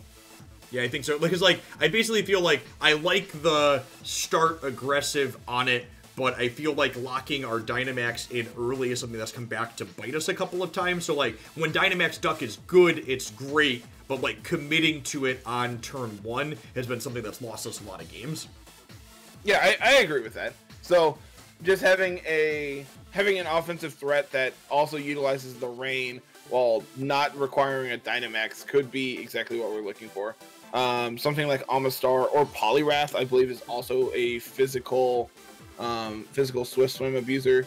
Poliwrath is for sure. The Omnistar really jumps out to me because of that beam move, though. Like the beam with that special item, I feel like you basically always get your KO in most situations with that. Between Helping Hand and Meteor Beam +1. Yeah, Ludicolo likes the Dynamax. But Meteor Beam might, Meteor Beam Amistar might just be the correct answer. But Jeff, the problem with that is now I had to go find a shiny Amistar. I promise you a regular one is fine. No, it's not, Jeff. The rest of the team is shiny. You can't match. It has to match. My opponent has to know that I've invested more time into this than they have. Well, at any rate, thank you everybody for hanging out today. I really appreciate everybody that dropped by. It was great. We had like 250 people in here almost all morning. Again, thanks if you're new to the channel. My name's Jeff Hogood. I stream full time here. I do card games most mornings. We're doing VGC. Like I said, I think we're going to do this at least once a week. It's been a lot of fun. I'm joined here by Carter from the Little Root Lessons podcast. You can check them out on Twitter, and there's links to all of their different places there. Carter also streams here on Twitch on occasion at Mr. Missouri. There's some numbers at the end of your Mr. Missouri, right? Feel free to post that in the chat as well.